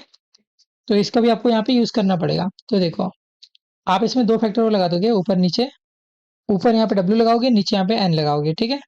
चलो बहुत अच्छे है। तो अल्फा आपके पास 5.8 है प्लस 21 अपॉन में 5.8 प्लस 3.86 प्लस 68, 26.8 ऊपर एंड नीचे हो जाएगा 77.66। आप इसको सोल्व करोगे तो ये आएगा 0.34, ठीक है।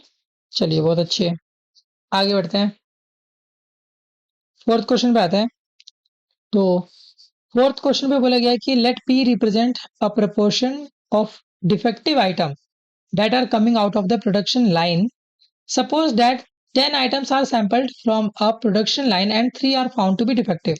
ओके, तो मान लीजिए आपके पास P जो है वो रिप्रेजेंट कर रहा है वो प्रोपोर्शन ऑफ आइटम जो कि डिफेक्टिव है, ठीक है। अब आपके पास अगर 10 आइटम थे जो कि आपके सैंपल के रूप में मौजूद थे, उन 10 में से 3 जो है वो डिफेक्टिव निकले। ओके, चलो अब आगे बोला गया कि आपको यहाँ पे बीटा प्रायर का यूज करते हुए unknown proportion of P defective items का बताना पड़ेगा, ठीक है, एस्टिमेट करना पड़ेगा। चलिए, तो यहाँ पे प्रोपोर्शन कैलकुलेट करना है, यहाँ पे हमें निकालना पड़ेगा, ठीक है। तो देखिए आपको यहाँ पे डायरेक्ट एक चीज बता दी गई कि जो प्रायर है वो बीटा वाला है, ठीक है। प्रायर जो बीटा है 0.5, 0.5। अब यहाँ पे क्योंकि कंडीशन वगैरह बता दी गई कि 10 में से 3 है, ये है वो है, तो इससे आपको आइडिया लग जाना चाहिए कि जो आपके पास यहाँ पे पोस्टीरियर बीटा होगा वो कुछ इसी टाइप का होगा। देखो alpha plus W N minus W plus beta, right, इसी टाइप का होगा। ओके, अगर हम यहाँ पे पोस्टीरियर मीन की भी बात करें, ठीक है, पोस्टीरियर अगर मीन की बात करें तो देखो अल्फा पर में अल्फा प्लस बीटा तो होता ही है मीन वाले केस में। अब यहाँ पे हम ऊपर डब्ल्यू नीचे एन लगा देते हैं, ठीक है। तो देखो 0.5 प्लस डब्ल्यू, डब्ल्यू का मतलब यहाँ पे सक्सेस कितने, 3। ओके, अब देखो यहाँ पे आप कहोगे भैया ये तो डिफेक्टिव है, तो देखो यहाँ पे हमारे लिए जो सक्सेस है वो डिफेक्टिव को ढूंढना ही है। ठीक है, तो ये आपके पास 3 हो जाएगा अपॉन में 0.5 प्लस 0.5 प्लस टोटल एन आपके पास कितने थे, 10 थे, तो आप यहाँ पे 10 लिखोगे, तो ये हो जाएगा 3.5 अपॉन में 11, यानी कि ये 0.318 आ जाएगा। ठीक है, आपको इस तरीके से इसको सॉल्व करना था। चलिए आगे बढ़ते हैं, फिफ्थ क्वेश्चन पे आते हैं। The number of item sold by online store in an hour has the poison distribution. Okay fine, Poisson distribution यहाँ पे हमारे पास है कि कितने यहाँ पे टाइम में यहाँ पे सेलिंग वगैरह करी गई है। The number of item sold early over the next 8 hours are इतना इतना। ठीक है, हमको यहाँ पे बेसिक एस्टिमेटर यानी कि पोस्टीरियर मीन निकालना है लैम्डा का यूजिंग गामा प्रायर। ओके, तो गामा प्रायर यहाँ पे हमारे पास एक कंडीशन लगा दी गई है। तो देखिए प्रायर जो है वो गामा वाला यूज करना है, एंड गामा के अंदर यहाँ पे जो पैरामीटर्स है अल्फा एंड बीटा वो 2 एंड 3 है। ओके, अल्फा 2 है, बीटा 3 है। पोस्टीरियर जो होगा उसको भी हम गामा ही यूज करेंगे। ठीक है, आपको पता है कि गामा वाले केस में दोनों गामा ही लेना पड़ता है, कॉन्जुगेट वाला केस बन जाता है। ठीक है, तो गामा डिस्ट्रीब्यूशन यूज करेंगे। ओके, गामा डिस्ट्रीब्यूशन में आपको ये बात पता होनी चाहिए कि यहाँ पे हमारे पास जो वैल्यूज होती हैं वो इस प्रकार होती है। ठीक है, जो आपका अल्फा और बीटा होता है डायरेक्ट नहीं होता, वो इस फॉर्मेट में होता है। Basically X mean, actually X mean भी नहीं कहेंगे इसको, आप ऐसे समझ लो कि summation of X plus alpha comma beta plus N. ठीक है, ये आपका होता है यहाँ पे पोस्टीरियर में। ठीक है, अगर आप पोस्टीरियर मीन की बात करोगे, पोस्टीरियर मीन की बात करोगे तो सिंपली आप इसमें क्या करोगे, ये जो आप पहले वाला टर्म है इसको आप ऊपर रखोगे, जो बाद वाला टर्म है उसको नीचे रखोगे। ठीक है, तो देखो ये हो जाएगा x1 प्लस x2, ऐसे करते करते प्लस में xn तक आप आओगे। ठीक है, प्लस अल्फा अपॉन में बीटा प्लस एन। ठीक है, तो देखो अगर आप इन सबको ऐड करोगे तो बेसिकली आपको इन सबको ऐड करना है, तो ये हो जाएगा 3 plus 2 plus 0 plus 8 plus 2 plus 4 plus 6 plus 1। ठीक है, तो ये आपका आ जाएगा लगभग 28। ठीक है, ओके, हाँ, अच्छा सॉरी 28 नहीं 26 होगा, 26। चलिए 26 हो गया, प्लस अल्फा, अल्फा आपके पास यहाँ पे 2 था तो 2 लिख दिया आपने।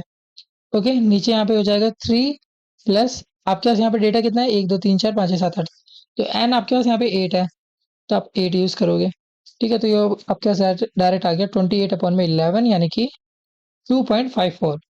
ठीक है, तो ये आपका फाइनल आंसर है। चलिए आगे बढ़ते हैं।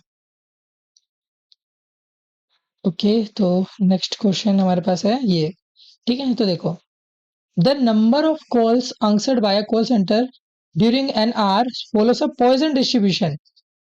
Okay, the number of calls answered by early by, okay एक सेकेंड इसको दोबारा रीड कर लेते हैं, थोड़ा सा आज पता नहीं मेरी रीडिंग को क्या हो गया। देखिए the number of calls answered by a call centre during an hour follows a poisson distribution. ठीक है, the number of calls answered early over a 10 hour period are इतना इतना इतना इतना इतना। From previous record, one believes that the prior distribution of lambda has mean 4 and standard deviation 1।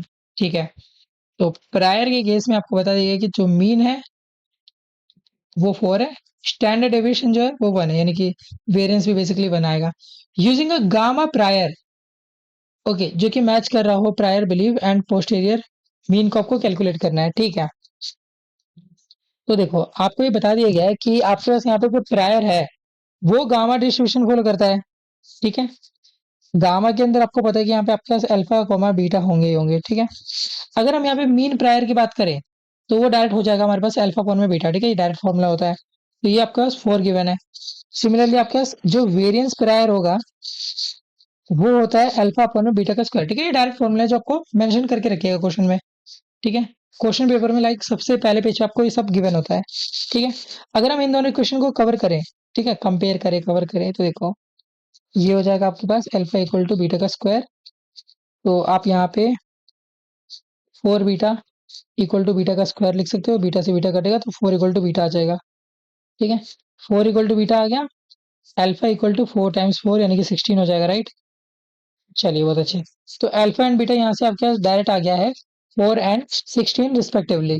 ठीक है, okay, अच्छा सॉरी 4 आपके पास यहाँ पे बीटा के लिए 16 आपके पास अल्फा के लिए ना, ठीक है। चलो, तो डेट आपके पास ये रहा।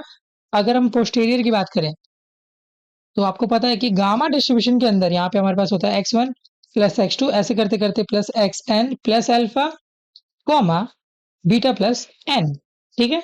तो देखो सबको ऐड करेंगे तो आप इन सबको ऐड करके देख सकते हो। तो ये हो जाएगा 1+2+4+6+1+6+1+5+2+0। तो ये आपके पास लगभग आ जाएगा 28, ठीक है। तो 28 प्लस अल्फा, अल्फा आपके पास कितना था 16, ओके, अपॉन में बीटा प्लस एन। तो बीटा आपके पास यहाँ पे 4 है प्लस एन, एन आपके पास यहाँ पे मतलब कितने यहाँ पे लॉग प्रेजेंट है, तो ये हमारे पास है 10, ठीक है। तो ये 10 हो जाएगा। तो ये आपका पोस्टीरियर मीन है, ठीक है। चलिए, तो देखिए ये हो जाएगा 44/14, यानी कि ये आंसर आपके पास फाइनली आ सकता है। जब आप डिवाइड कर दोगे तो ये लगभग आ जाएगा 3.14, ठीक है। तो 3.14 would be your final answer, ठीक है। चलिए, बहुत अच्छे। तो आई होप आपको ये सारे क्वेश्चन अच्छे से समझ आए होंगे एंड इनका अप्रोच समझ आया होगा, ठीक है। अब देखो इसमें बहुत सारे क्वेश्चन ऐसे हैं ना, लाइक हर क्वेश्चन में आपको कुछ ना कुछ नया सीखने को मिलेगा, ठीक है। तो इसलिए आपको कोई भी क्वेश्चन मिस आउट नहीं करना है एंड बिल्कुल भी ऐसे जंप आउट नहीं करना है। तो अगर आप हमारी इस जर्नी में हमारा सपोर्ट करना चाहते हो तो आप इस क्यूआर कोड को स्कैन करके जो भी अमाउंट ऑफ मनी आपको सही लगता है वो आप डोनेट कर सकते हो। It could be 50 rupees, it could be 500 rupees, और इट कैन बी एनीथिंग, जो भी आपको सही लगता है, ठीक है। जो भी अमाउंट ऑफ मनी आप डोनेट करोगे उसका यूज हम आपको और बेहतर कंटेंट बनाने के लिए करेंगे, ठीक है। बाकी इसके अलावा आप हमारे यहाँ पे बाकी वीडियोस, बाकी प्लेलिस्ट भी चेकआउट कर सकते हो। मैच 02 के भी हमने वीडियोस बनाए हुए हैं, अभी कुछ वीडियोस रिमेनिंग है तो उसको भी मैं कवर करने की कोशिश कर रहा हूँ एंड मैं ट्राई कर रहा हूँ कि जितना जल्दी हो सके उसको बना सकूँ, ठीक है। बाकी इसके अलावा आप हमारी स्टैट 02 के बाकी वीडियोस भी देख सकते हो। तो ये प्लेलिस्ट आपके सामने है, इवन इसका लिंक मैं डिस्क्रिप्शन में भी दे दूंगा आपको, ठीक है। तो अगर आपके पास स्टैट 01 सब्जेक्ट है तो आप इसको भी देख सकते हो, ये कंप्लीट वीक 12 तक कंप्लीट है। तो लाइक आप इसको चेकआउट कर सकते हो, ठीक है। सिमिलर वे में हमने मैथ 01 के लिए यहाँ पे मॉड्यूल वाइज प्लेलिस्ट बनाई हुई है तो आप इसको भी देख सकते हो। एंड इंग्लिश 01 भी हमने कंप्लीट करा हुआ है, ठीक है। इंग्लिश 02 भी हमने वीक क्विज 1 तक अभी कंप्लीट कर रखा है एंड क्विज 2 का जो कंटेंट है वो भी हम कोशिश कर रहे हैं कि लाएं। बाकी इस बार थोड़ा मुश्किल लग रहा है, बाकी मैं कोशिश करूंगा कि मैं ला सकूं, ठीक है। बाकी एट द एंड मैं यही कहूंगा कि आप इस क्यूआर कोड को स्कैन करके हमारा टेलीग्राम चैनल भी जरूर ज्वाइन कर लो, क्योंकि सारे नोट्स वगैरह सब कुछ आपको वहीं पे मिलेगा, ठीक है। पीडीएफ फॉर्मेट में आपको सारे नोट्स सब कुछ यहाँ पे अवेलेबल हो जाएगा, जितना भी एक्सक्लूसिव कंटेंट है सब कुछ यहीं पे आता है, ठीक है। मान लीजिए अगर आपको यहाँ पे स्कैन करके दिक्कत हो रही है तो इवन मैं डिस्क्रिप्शन बॉक्स में भी टेलीग्राम चैनल का लिंक दे दूंगा, तो आप उस पे क्लिक करके हमारा ऑफिशियल टेलीग्राम चैनल भी ज्वाइन कर सकते हो, ठीक है। इसके अलावा आप हमारा यूट्यूब चैनल भी जरूर सब्सक्राइब कर देना, क्योंकि ऐसा कंटेंट आपको और कहीं देखने को नहीं मिलेगा। एंड जब आप सब्सक्राइब करते तो मुझे भी अच्छा लगता है एंड कहीं न कहीं आपका जो प्यार है, इसकी बहुत ज़्यादा वैल्यू है मेरे लिए, ठीक है? तो प्लीज़ सब्सक्राइब कर देना, ठीक है? बाकी मिलते हैं नेक्स्ट वीडियो में, जब तक के लिए all the best for your future.